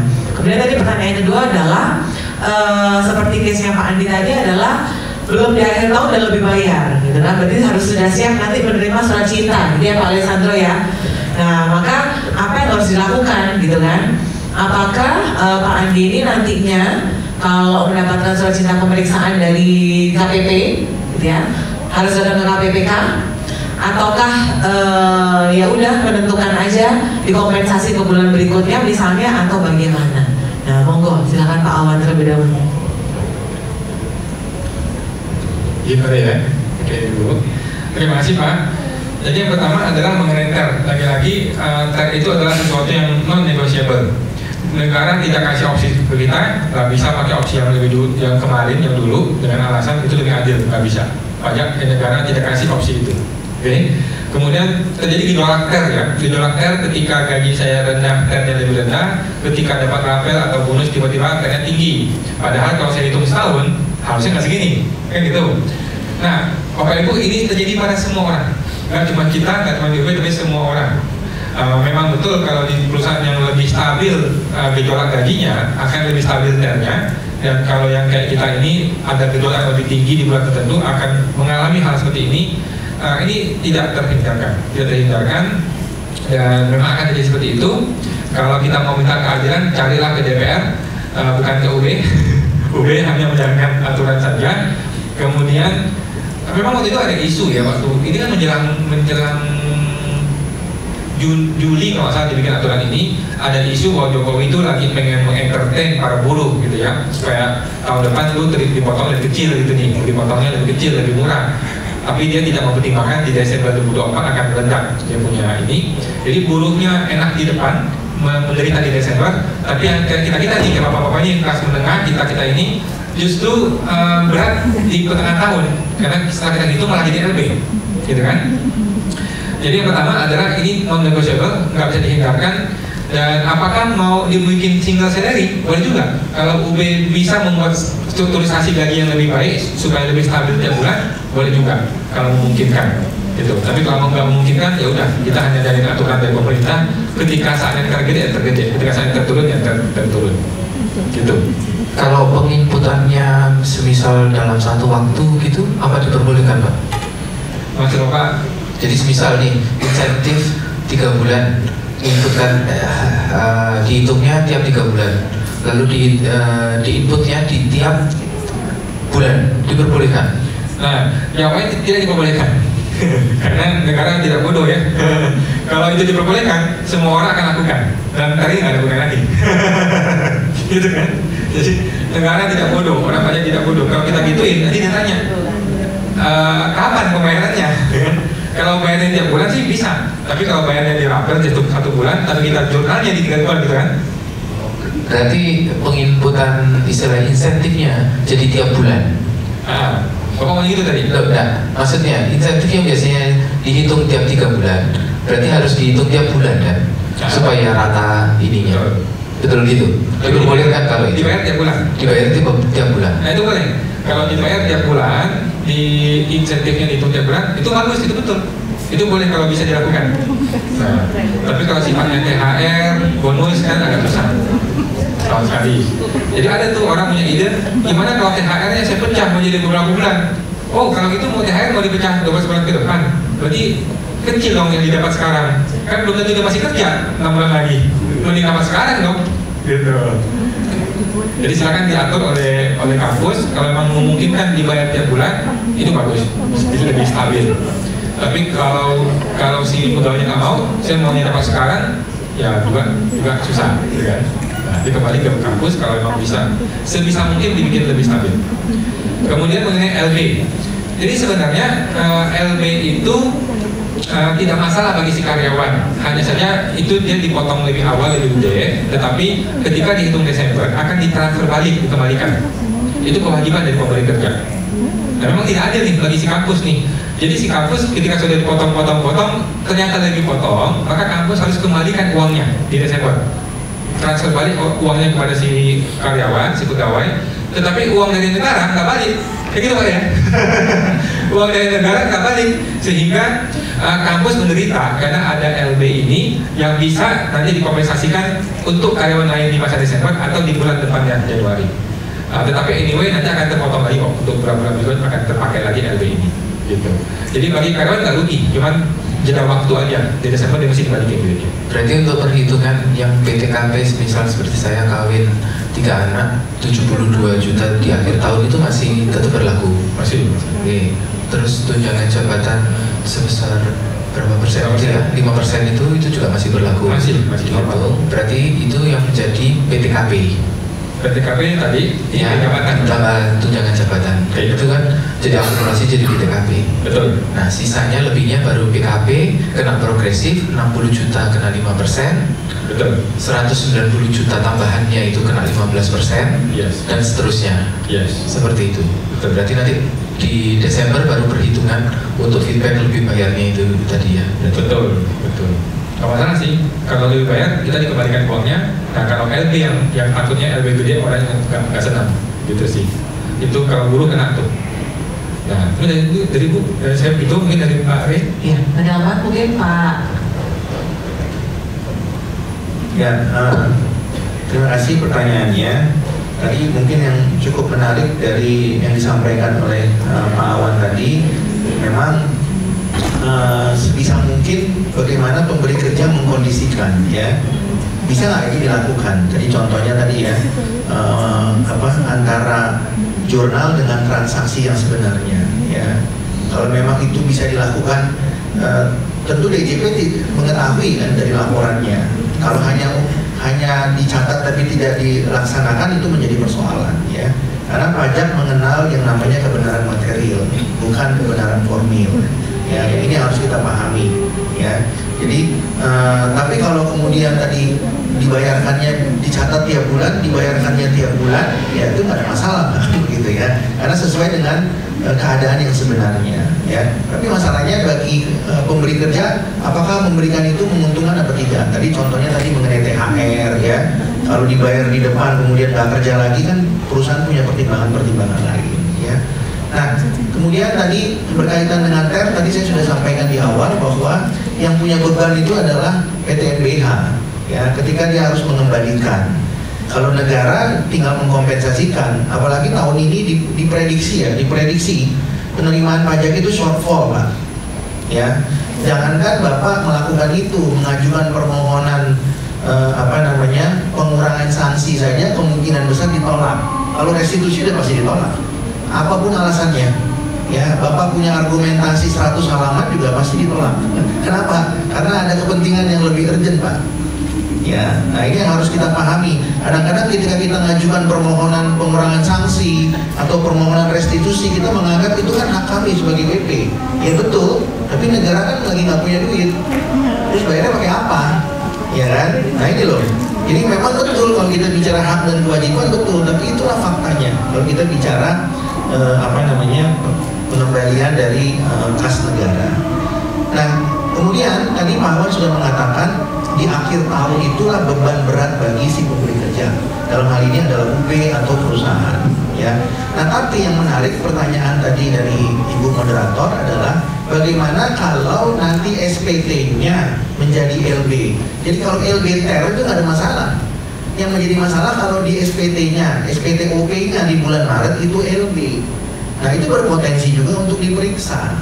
Ya, kalau SPT-nya LB ya pasti dapat surat cinta. Setidak-tidaknya kalau nggak SP2L ya SP2DK. Ya, surat permintaan data dan atau keterangan, ya kan? Nah, itu kan sama dengan pra pemeriksaan.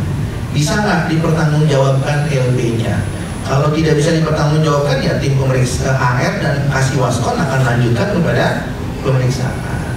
Gitu ya. Jadi kalau LBTR di akhir tahun seperti yang saya katakan tadi tidak persoalan, tergantung perusahaan itu tata kelola keuangannya baik apa tidak untuk bisa menanggung itu. Tapi kalau LB-nya di SPTOP, nah ini persoalan si orang pribadi yang bersangkutan, ya. Artinya ya guru besar yang bersangkutan, dosen yang bersangkutan, tenaga pendidik yang bersangkutan untuk mempertanggungjawabkan itu di KPP masing-masing di mana yang bersangkutan terdaftar. Ya, dan kalau pemeriksaan itu kan membuat OP itu biasanya kan tidur tidak nyenyak, ya Bu ya, makan tidak nyaman, gitu ya. Kenapa? Karena kalau bicara mengenai pemeriksaan OP bisa berkaitan dengan tahun-tahun pajak yang lainnya, atau yang lebih dikenal kalau istilahnya akuntansi itu mirroring. Ya, ketika diperiksa 5 tahun pajak yang mana saja, katakanlah misalnya ini kan PTNBH-nya tahun kapan Bu mulai? PTNBH 2022, ya. Jadi diperiksa 2025 sangat mungkin, ya. 2025 diperiksa untuk tahun pajak 2022, ya. Untuk tahun pajak 2023. Ini kan berkaitan tadi ya dengan si SPTOP-nya masing-masing orang itu. Jadi Bapak Ibu jangan kaget ya, kalau memang itu betul-betul terjadi ya harus siap. Ya, kalau TR-nya nggak ada masalah, tadi sudah dijelaskan. Yang penting SPTOP-nya, apalagi Bapak Ibu kemudian LB. Nah itu biasanya jarang sekali terjadi, dan kalaupun terjadi ya mau tidak mau.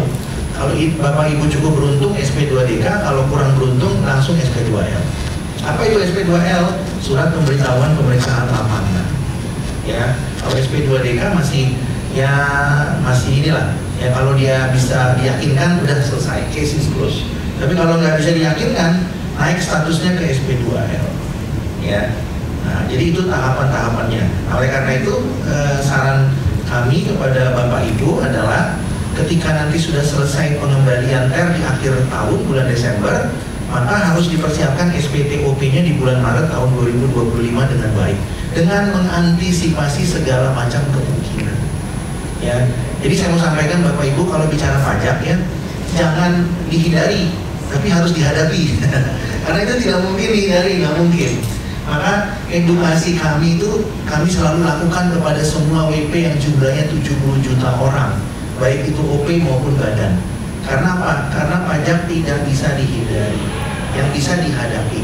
Kalaupun di avoid, ya ada istilah tax avoidance, itu sebenarnya tax planning, ya kan? Tapi tidak semuanya bisa di tax planning. Ya, kalau tax evasion itu melawan hukum, ya. Tidak semuanya bisa di tax avoid loh, ya. Yang bisa yang menjadi tax planning, tapi yang tidak bisa menjadi tax evasion, dan itu berdampak panjang. Karena pajak itu tadi saya katakan bukan hanya masalah administratif. Kalau masalah administratif kan Bapak punya lebih bayar diperiksa. Nah, konsekuensinya apa, Pak? Konsekuensi terpahitnya adalah LB menjadi KB. Itu konsekuensi terburuk. Ya, artinya Bapak tadinya berharap dapat duit, malah harus setor duit. Ditambah sanksi loh, Pak. Ditambah sanksi loh, ya kan? Sanksi, ya kan, bunga 24 bulan, ya, KMK berapa fluktuatif, ditambah lagi dengan denda, ditambah lagi dengan kenaikan, tergantung kasusnya. Ya, itu sanksinya. Nah, apa? Selain itu ada konsekuensi mirroring di tahun-tahun kedepannya. Kalau sudah diakui atau tahun sebelumnya akan berlaku seperti itu. Jadi ketika diakui di tahun tertentu, misalnya 2025, lalu kemudian diperiksa lagi 2027, kita nggak bisa mengelak karena 2025-nya udah diakui. Nah, itu yang harus dipersiapkan, ya, oleh Bapak Ibu sebagai wajib pajak. Makanya WP itu saya mau informasikan saja ya, bahwa sekarang KPP tidak ada fungsi edukasi. AR sudah mempunyai murni fungsi pengawasan, tidak ada lagi fungsi edukasi.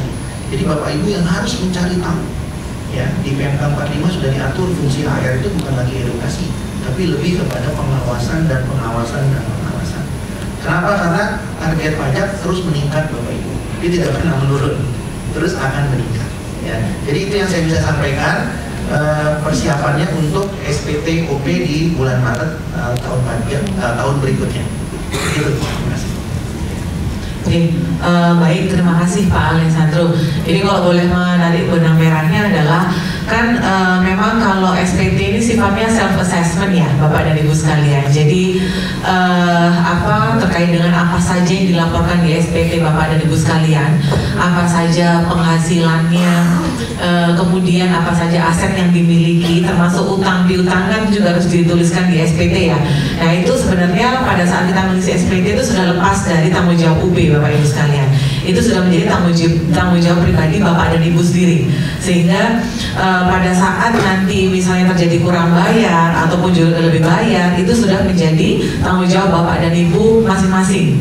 Jadi kalau lebih bayar, maka nanti harus mengklarifikasi secara mandiri tanpa mengatasnamakan UB gitu ya Pak ya, karena kan ini istilahnya artinya menjadi tanggung jawab pribadi masing-masing gitu kan, apa yang kita laporkan, apa yang kita tuliskan di SPT kita, seperti itu ya. Mungkin ada tambahan Pak Alessandro? Saya mau tambahkan sedikit saja Ibu. Betul ketika SPT Bapak Ibu itu LP, SPT OP-nya memang itu menjadi tanggung jawab WP OP yang bersangkutan. Tapi ketika dilakukan pemeriksaan, Bapak Ibu jangan lupa ya, ada pasal 35 ayat 1 Undang-Undang KUP, di mana pemeriksa punya kewenangan melakukan pemeriksaan terhadap pemberi kerja. Jadi UP bisa terkait, ya misalnya tadi ya, ada pembayaran tapi nggak ada upotnya, itu persoalan yang dibilang Pak Awan tadi. Maka itu bisa kalau nanti ditanya, misalnya Bapak dapat penghasilan dari mana? Dari UB. Loh kok nggak ada bukotnya? Ya saya nggak tahu, tanyakan aja sama UB. Nah bisa juga kalau memang UB-nya nggak terima bukotnya, ya. Tapi kan UB-nya kan melaporkan ada pengeluaran, tapi nggak ada bukotnya, misalnya. Nah itu bisa juga terjadi. Nah oleh karena itu supaya UB tidak terkait, tentunya tata kelola UB harus menjadi baik, ya, supaya ketika diperiksa si WP-nya dan WP-nya itu punya pemberi kerja atau lawan transaksi, UB juga bisa mempertanggungjawabkannya. Nah, jadi masih terkait sepanjang memang ada yang belum memenuhi tata kelola dengan baik, ya. Begitu. Itu pemeriksaan lawan transaksi, dan itu biasanya dilakukan oleh pemeriksa ketika WP tidak bisa memberikan alat bukti, contohnya bukti potong, ya, atau bukti pungut. Nah itu dia biasanya akan periksa lawan transaksi. Begitu. Baik, terima kasih Pak Alessandro. Mungkin ada pertanyaan lagi Bapak dan Ibu sebelum kita close, mungkin sesi diskusi. Monggo Bu Marlena. Terima kasih. Saya ingin menanyakan bagaimana penerapan dari tarif efektif rata-rata itu untuk suami dan istri yang sama-sama bekerja, atau misalnya sama-sama bekerja sebagai PNS misalnya, apakah kemudian tarifnya itu menjadi sangat tinggi sekali ya karena dijumlahkan atau bagaimana ya? Mungkin itu, terima kasih. Baik, monggo Pak Awan. Nah, tadi ada disiplin PH, MT, lepas NPWP ya Pak, monggo Pak Awan. Oke, thank you Pak Bare. Masih Bu Marina. Betul ya kata tadi Bu Marina. Jadi kalau suami punya FPP, istri punya FPP, maka statusnya itu kan ada kedua kemungkinan, PH atau MT, pisah harta atau memilih terpisah. Nah, dunia pajak itu sama aja.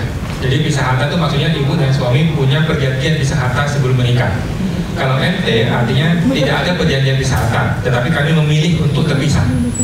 Nah, jadi dalam dunia pajak itu suami istri adalah satu kesatuan. Artinya penghasilannya ketika menghitung pajak itu harus digabung dahulu, kemudian dihitung pajaknya yang tertinggi, kemudian dipecah lagi proporsional.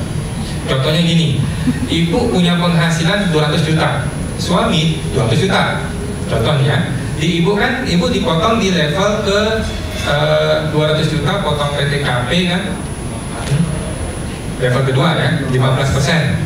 Suami juga sama nih, kena 15%.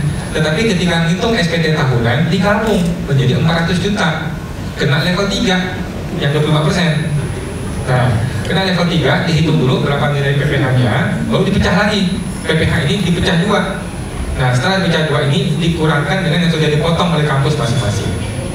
Nah, ini memang berat ini bagi suami istri yang punya penghasilan seperti ini, memang berat. Nah, jadi nanti di SPT tahunan ibu, di formulir 1770 SPT tahunan, di halaman induk itu ada centangan tuh, PH atau MT. Nah, klik PH atau klik MT, nanti di atasnya muncul satu tombol yang namanya PH MT, kita klik maka muncul tuh lembar baru untuk mengisi penghasilan suami berapa, penghasilan istri berapa, nanti dihitung secara proporsional, kemudian progresif yang tertinggi, kemudian dibagi 2 proporsional. Tetapi untungnya PTKP jadi 2, PTKP jadi K garis miring I. Jadi tidak hanya diri sendiri, tapi K garis miring I. Jadi 2 kali PTKP-nya dapat. Nah, sekarang solusinya apa? Solusinya adalah istri cabut NPWP, kemudian istri gabung suami dong. Nah, jadi istri cabut NPWP aja, nanti istri pakai KTP aja. Nah, kalau begitu caranya, maka penghasilannya tidak perlu digabung. Penghasilan si istri nanti masuk di SPT suami sebagai PPH final. Nah, tetapi itu dengan syarat istri hanya bekerja di satu perusahaan saja. Istri tidak berterima penghasilan selain dari satu perusahaan. Jadi kalau ibu ngajar di tempat lain, nah kasih KTP suami atau PPP suami. Jadi bukti fotonya pakai KTP suami saya. Gitu. Jadi saya hanya terima penghasilan dari satu kampus saja, satu UB saja. Nanti ketika di suami, A1-nya ibu akan dilapor sebagai penghasilan final. Tidak perlu digabung. Nah, kira-kira itu. Ya. Nah, ini coba saya nyambung nih Pak. Kalau terhadap pemberi kerja, kalau misalnya di UB nih, berarti masuknya 1 atau 2 pemberi kerja nih Pak? Mungkin masuk ibu ada A1, ada A2. Betul, karena kan sumber penghasilan kita 2 nih, ada dari APBN sama non APBN. Nah, berarti kalau yang seperti itu pemberi kerja kita itu terhitung 1 atau 2? Nah, ini saya terlalu juga jawabnya. Kalau saya sih, kalau saya dari sisi konsultan pajak kan kita membela WP ya. Kalau saya akan paksakan ini jadi 1 pemberi kerja. Karena kan ibu bekerja di UB, ibu tidak bekerja di lain, ya kan? Nah, tetapi dari aspek hukum mungkin mesti ke Pak Rey. Gimana Pak Rey? Nah, mari akhirnya kita menjadi diskusi nih ya Pak Rey ya. Nah itu, jadi kalau dilihatin tadi sumber penghasilannya kita ada dari APBN dan APBN. Nanti pemberi kerjanya terhitung 1 atau 2 Pak. Karena kalau 1 kita happy banget nih Pak, semua langsung jadi final gitu kan, aman deh gitu. Gak ada kurang bayar, silahkan Pak. Ya, jadi kalau kita bicara perspektif hukum, maka UB itu kan subjek pajak. Dia juga mempunyai objek pajak atau penghasilan, ya maka disebut wajib pajak, ya. Jadi kalau bicaranya perspektif hukum terpenuhi unsur subjektif dan objektif, ya. Nah, kalau entitasnya satu memenuhi unsur subjektif dan objektif, maka pemberi kerjanya ya dianggap satu, ya. Kalau kita bicara hukum ya, nah, jadi bagaimanapun harusnya dianggap satu. Kalau ini pun bersengketa, pemberi kerjanya tetap satu. Ya, kalau ini bersengketa pun pemberi kerjanya tetap satu. Ya, nah ini yang secara teknis mungkin Pak Awan harus dimodifikasikan atau dikondisikan ya, karena secara hukum harusnya pemberi kerjanya tetap satu. Ya, ketika berperkara pun di pengadilan pajak pemberi kerjanya tetap satu. Ya, WP-nya tetap satu. Ya. Nah ini yang mungkin kalau dari perspektif hukum ya, karena kalau kita galau, Bu Moderator, kita harus kembali kepada hukumnya, ya kan? Karena pada akhirnya semua sengketa pajak diputusnya di pengadilan pajak, ya, bukan pengadilan akuntansi, tapi pengadilan pajak adanya begitu. Begitu sementara. Terima kasih. Iya, silakan Pak Andi.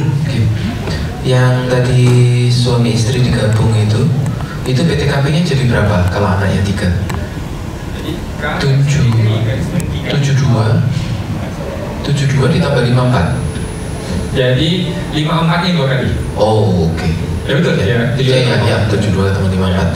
Nah, yang untuk Bapak Ibu dosen yang ada di FEB ini, yang ingin saya tanyakan terkait surat NPPN yang ada di awal tahun 2025 sebelum 31 Maret 2025, itu apakah sudah bisa diterapkan sekarang? Oke, masih Pak Edi. Jadi NPPN itu adalah sebuah surat yang menyatakan bahwa saya qualified menggunakan 50%. Artinya penghasilan saya di luar UB itu hanya kena 50% pajak. Hanya 50% yang kena pajak. Oke. Nah, NPPN itu harus dicetak di awal tahun, berlaku untuk tahun tersebut, bukan tahun sebelumnya, bukan tahun depan. Artinya untuk 2024, sekarang kan di Oktober sudah terlambat, sudah nggak bisa cetak.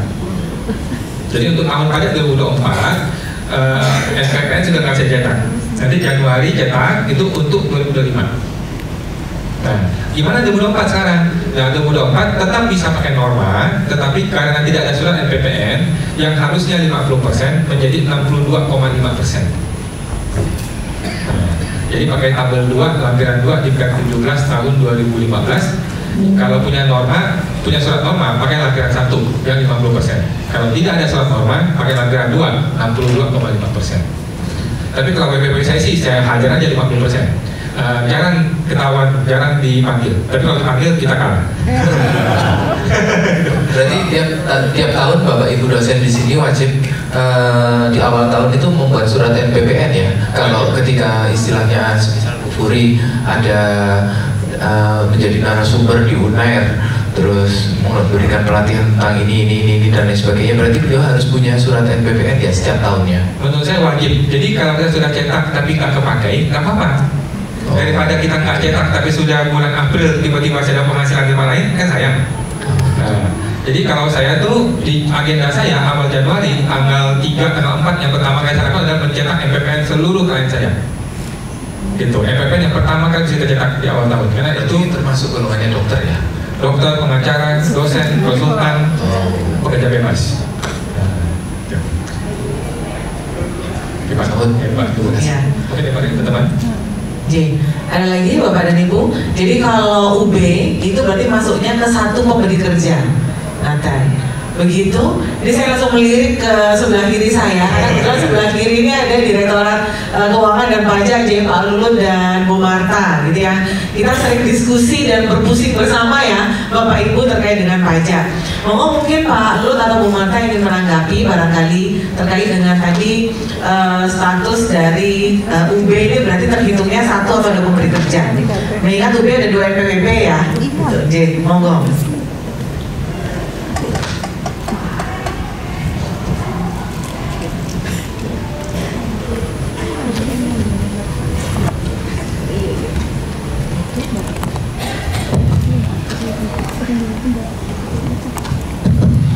Insya Allah saya sudah melakukan apa yang disampaikan oleh narasumbernya, jadi tidak ada masalah. Cuman ini persiapan kita ke depan ini malah menghadapi kontak Pak. Kontak karena awal tahun ini kan sudah mulai. Kalau sudah kontak itu nanti kita sudah nggak bisa menghindari. Gitu. Insya Allah di UB memang berupaya tidak sampai lebih bayar dan juga kurang bayar berbayar, tapi ini kondisinya kita sudah mengevaluasi kan mulai Januari dan November ini sampai Oktober ini memang ada yang sudah lebih bayar, juga ada yang kurang bayar, sehingga kita nanti masih mengantisipasi untuk progresif di Desember ini semoga tidak mengembalikan, tapi kalau dengan terpaksa ya di awal tahun nanti kan kita ada pengembalian atas kelebihan bayar atas penghutang tadi. Ini kalau kan? Menanggapi perihal dua pemberi kerja, sebenarnya setelah saat ditetapkan sebagai PTNBH itu kita sudah berkonsultasi ke KPP, ke Kanwil, ke teman-teman UNER sama UGM.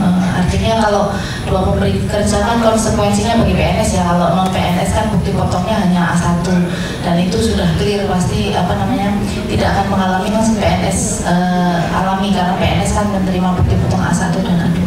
Jadi kami juga meminta surat penegasan ke Kanwil, dan surat penegasannya memang tetap menegaskan bahwa dengan adanya dua sumber dana ini, APBN dan non APBN, berarti ya dua pemberi kerja. Mungkin ada usul dari Pak Ari, kami harus ngapain nih dengan ini dialami semua PTNBH, bukan hanya UB aja. Maksudnya bukan hanya UB Nilai terus punya dua NPWP sehingga dua pemberi kerja, itu enggak. Semua PTNBH di Indonesia itu selama PNS-nya ini masih menerima gaji dari APBN, maka PNS-nya ini dianggap menerima penghasilan dari dua pemberi kerja, dari APBN yang dari non APBN. Baik, terima kasih. Ini luar biasa masukannya Bu ya. Tadi Ibu tanyakan apa yang harus dilakukan. Saya mau tanyakan dulu. Ketika Ibu berkonsultasi ke KPP, ke Kanwil, bahkan mungkin diperlukan konsultasi audiensi ke kantor pusat, jawabannya itu tertulis atau bagaimana Bu? Tertulis. Yang menerbitkan siapa Bu? Kanwilnya. Karena kami bersuratnya kan melalui KPP di mana kami bernaung, kemudian KPP Malang Utara meneruskan ke Kanwil, Kanwil memberi surat penegasan. Penegasannya bahwa ini adalah dua pemberi kerja. Gitu ya Bu ya. Nah, berarti Ibu harus pegang itu kalau nanti sampai bersengketa. Ya. Persoalannya banyak sekali kasus yang seperti mirip begini, apakah satu atau dua pemberi kerja, tapi audiensinya lisan Bu. Ya, ketika dikoreksi yang nggak ada dasar kan, ya kan, kata KPP itu begini Pak, kata KPP itu begini, kata Kanwil begini, ya kan, bahkan tadi sidang yang dilewatkan tadi hari ini baru saja lawan ya harusnya, itu juga berkaitan dengan penegasan yang menurut kami tidak tegas gitu kan ya, berkaitan dengan itu contohnya satu kasus mengenai biaya yang bisa digunakan sebagai pengurang penghasilan bruto dari harta yang berasal dari tax amnesty. Ya, itu contoh kasusnya. Ya, jadi undang-undang BP tidak jelas, tapi kemudian penegasannya juga tidak jelas, tapi harus bersengketa sampai ke pengadilan. Ya, nah itu harus diperjelas sekali supaya ketika itu bermasalah, kemudian itu menjadi pegangannya. Ya, berarti Ibu sudah bersurat, sudah ada penegasan bahwa ini dua pemberi kerja, dan suatu saat harus diuji Bu di persidangan, karena yang membuktikan benar apa tidak bukan kata Kanwil, kata putusan pengadilan saja. Nah ini kadang-kadang kita sudah berpendapat ya, kalau ada surat kadang-kadang kita pegang, misalnya kepala KPP ngomongnya begini, kepala Kanwil ngomongnya begini, ternyata putusan pengadilan pajak berpendapat lain. Ini jadi masalah, blunder lagi, berarti yang selama ini dianggap benar menjadi salah. Ya, makanya tadi saya katakan dari awal, benar tidaknya compliance itu bukan dari persoalan biasa atau tidak biasa. Tadi Pak Wan bilang mudah-mudahan kan tidak dikoreksi, kalau koreksi mati juga kan gitu ya, kalau ketahuan. Ini memang harus diuji, begitulah dunia pajak. Ya.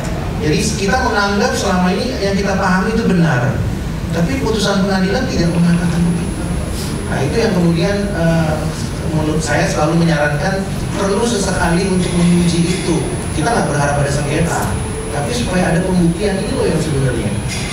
Gitu. Karena pengalaman kami ya ketika menyelesaikan sengketa pajak itu karena memang tidak ada penegasan. Menurut kami tidak jelas, menurut mereka sudah cukup jelas. Ya, nah itu yang kadang-kadang kita juga review kan di dalam menangani penyelesaian sengketa. Ya. Bahkan surat itu Bu bukan hanya dari Kanwil, dari kantor pusat pun dipersoalkan. Tapi pengadilan berpendapat lain. Ini loh, akhirnya kita pegang putusannya. Ya. Tapi kan persoalannya masa lalunya gimana? Kan itu jadi persoalan kalau sudah salah gitu ya. Maka saya memastikan kalau memang sudah ada, ya bagus. Kalau bisa dari kantor pusat Bu, jangan dari Kanwilnya. Karena Kanwilnya pasti yang pegang itu Kakanwilnya. Kakanwilnya bisa pensiun, ya, bisa mutasi. Ya, kalau bisa kantor pusatnya, Direktur Peraturan Perpajakan. Begini loh, kasusnya UB harusnya 2 pemberi kerja. Ya, jadi saklek gitu ya, hukum harus saklek Mbak. Ya nggak bisa enggak. Kenapa kalau demikian, kalau tidak saklek nanti yang jadi korban WP. Nah, ini sekedar memberikan pengalaman aja ketika menangani sengketa. Iya, terima kasih. Iya, baik.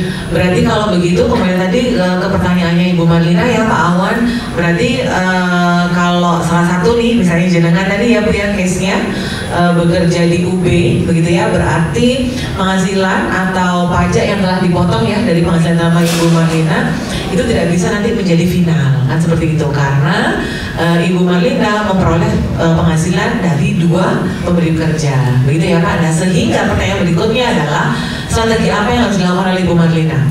Lepas NPWP ataukah tidak? Begitu. Bagaimana Pak Awan? Oke Bu. Boleh izin tanya Bu, jadi kan ada A1, A2. Kalau A1 kan kopnya pasti kop suratnya UB ya. Kalau A2 kop suratnya UB atau bukan? Oke. Jadi A1, bukti potong A1, atasnya itu kan UB, yang stempel UB. Kop A2, atasnya UB, yang stempel UB, ya satu pemberi kerja. Selesai. Oke. Kemudian BPJS yang bayar UB bukan? Ada nggak yang lain yang bayar BPJS? Ya, ada sendiri. Ya, tapi kan yang dimasukkan Kanwil tadi kan ada 2 pemberi kerja, satu UB, satu bukan UB. Yang bukan UB ini bayar BPJS nggak? Enggak dong, enggak ya. Berarti clear satu pemberi kerja menurut saya. Oke. Kemudian UB kasih THR nggak? Yang kedua ini kasih THR nggak? Enggak. Mana ada pemberi kerja nggak kasih THR? Gitu. Jadi dari saya sih secara pribadi saya masih berpendapat ini satu pemberi kerja. Bisa kita buktikan. Gitu. A1, A2 itu hanya teknis, masalah teknis. Tapi saya bekerja hanya di satu perusahaan, yaitu UB. Dan bukti potong saya dari UB. Bukti potong ini terjadi perbedaan A1, A2 ini dikarenakan aturan pemerintah. Tetapi pemberi kerja saya cuma satu, namanya UB. Dapat dibuktikan dengan BPJS-nya hanya dari UB, THR-nya dari UB, kok bukti potong dari UB. Gitu. Sedangkan satu pemberi kerja tidak bisa memberikan 2 jenis penghasilan. Gitu. Jadi 2 macam bukti potong itu hanya gara-gara teknis saja. Tapi itu pendapat saya. Nggak tahu ini bisa membantu Pak Rin untuk aspek hukumnya. Kemudian sekarang apakah Ibu perlu mencabut NPWP? Nah pertanyaan lagi, apakah UB mengizinkan atau pemerintah mengizinkan nggak dosen atau pengajar atau guru besar di sini cabut NPWP? Padahal dia pegawai tetap. Apakah itu diizinkan? Kalau boleh, kalau bisa sih mungkin boleh juga. Bisa ya?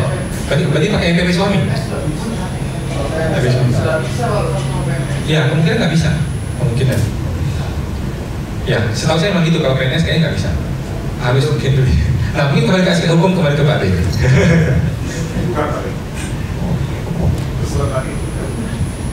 Ya, jadi kembali lagi tadi saya menganalisis dari aspek hukumnya, ya.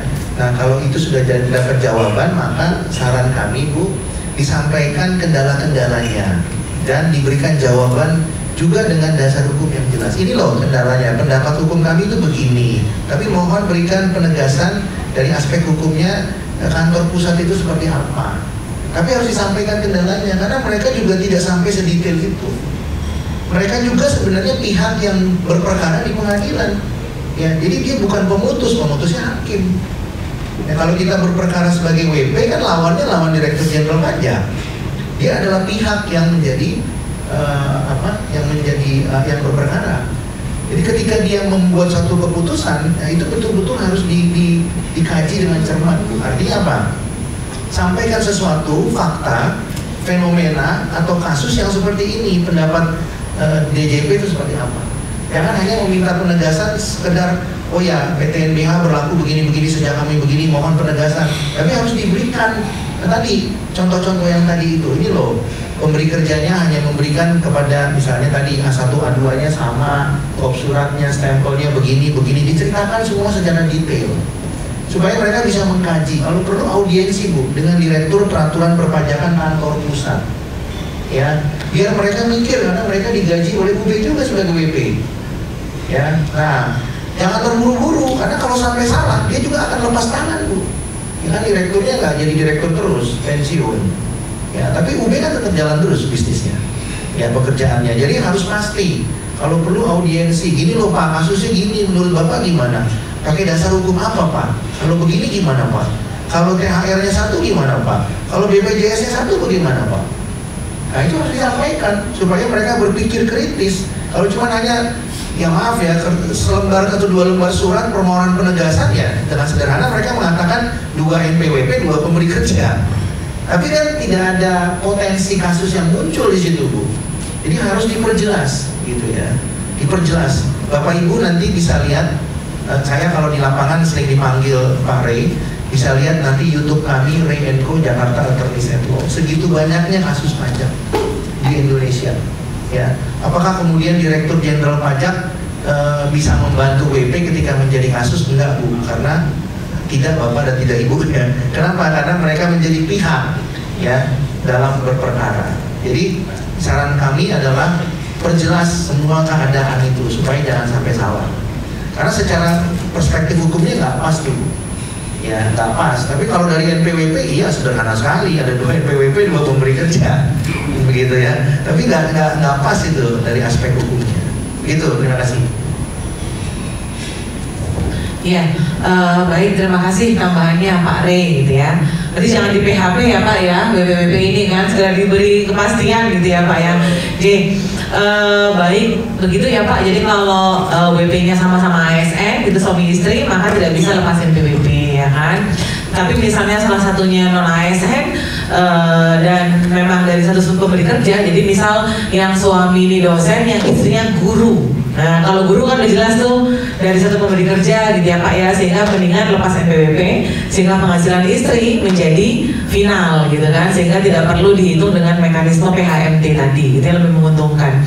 Jadi ada beragam kondisi dan keadaan ya Pak ya, kapan WP harus lepas NPWP atau tidak. Begitu sekiranya mungkin Bu Marlina, mungkin ada pertanyaan Ibu? Sudah cukup? Baik, sepertinya demikian Jay, Bapak dan Ibu sekalian, diskusi kita terkait dengan perpajakan. Sepertinya free asking ya Pak ya, Pak Ray dan Pak Awan, barangkali dari kami ingin berkonsultasi lebih lanjut begitu ya Pak ya, atau mungkin barangkali nanti ada yang terlibat dengan beberapa sengketa pajak, semoga tidak gitu ya Pak ya. Tapi paling tidak kita sudah berdiskusi panjang, lebar, kali tinggi begitu ya Pak tentang pajak, semoga bermanfaat untuk kita semua.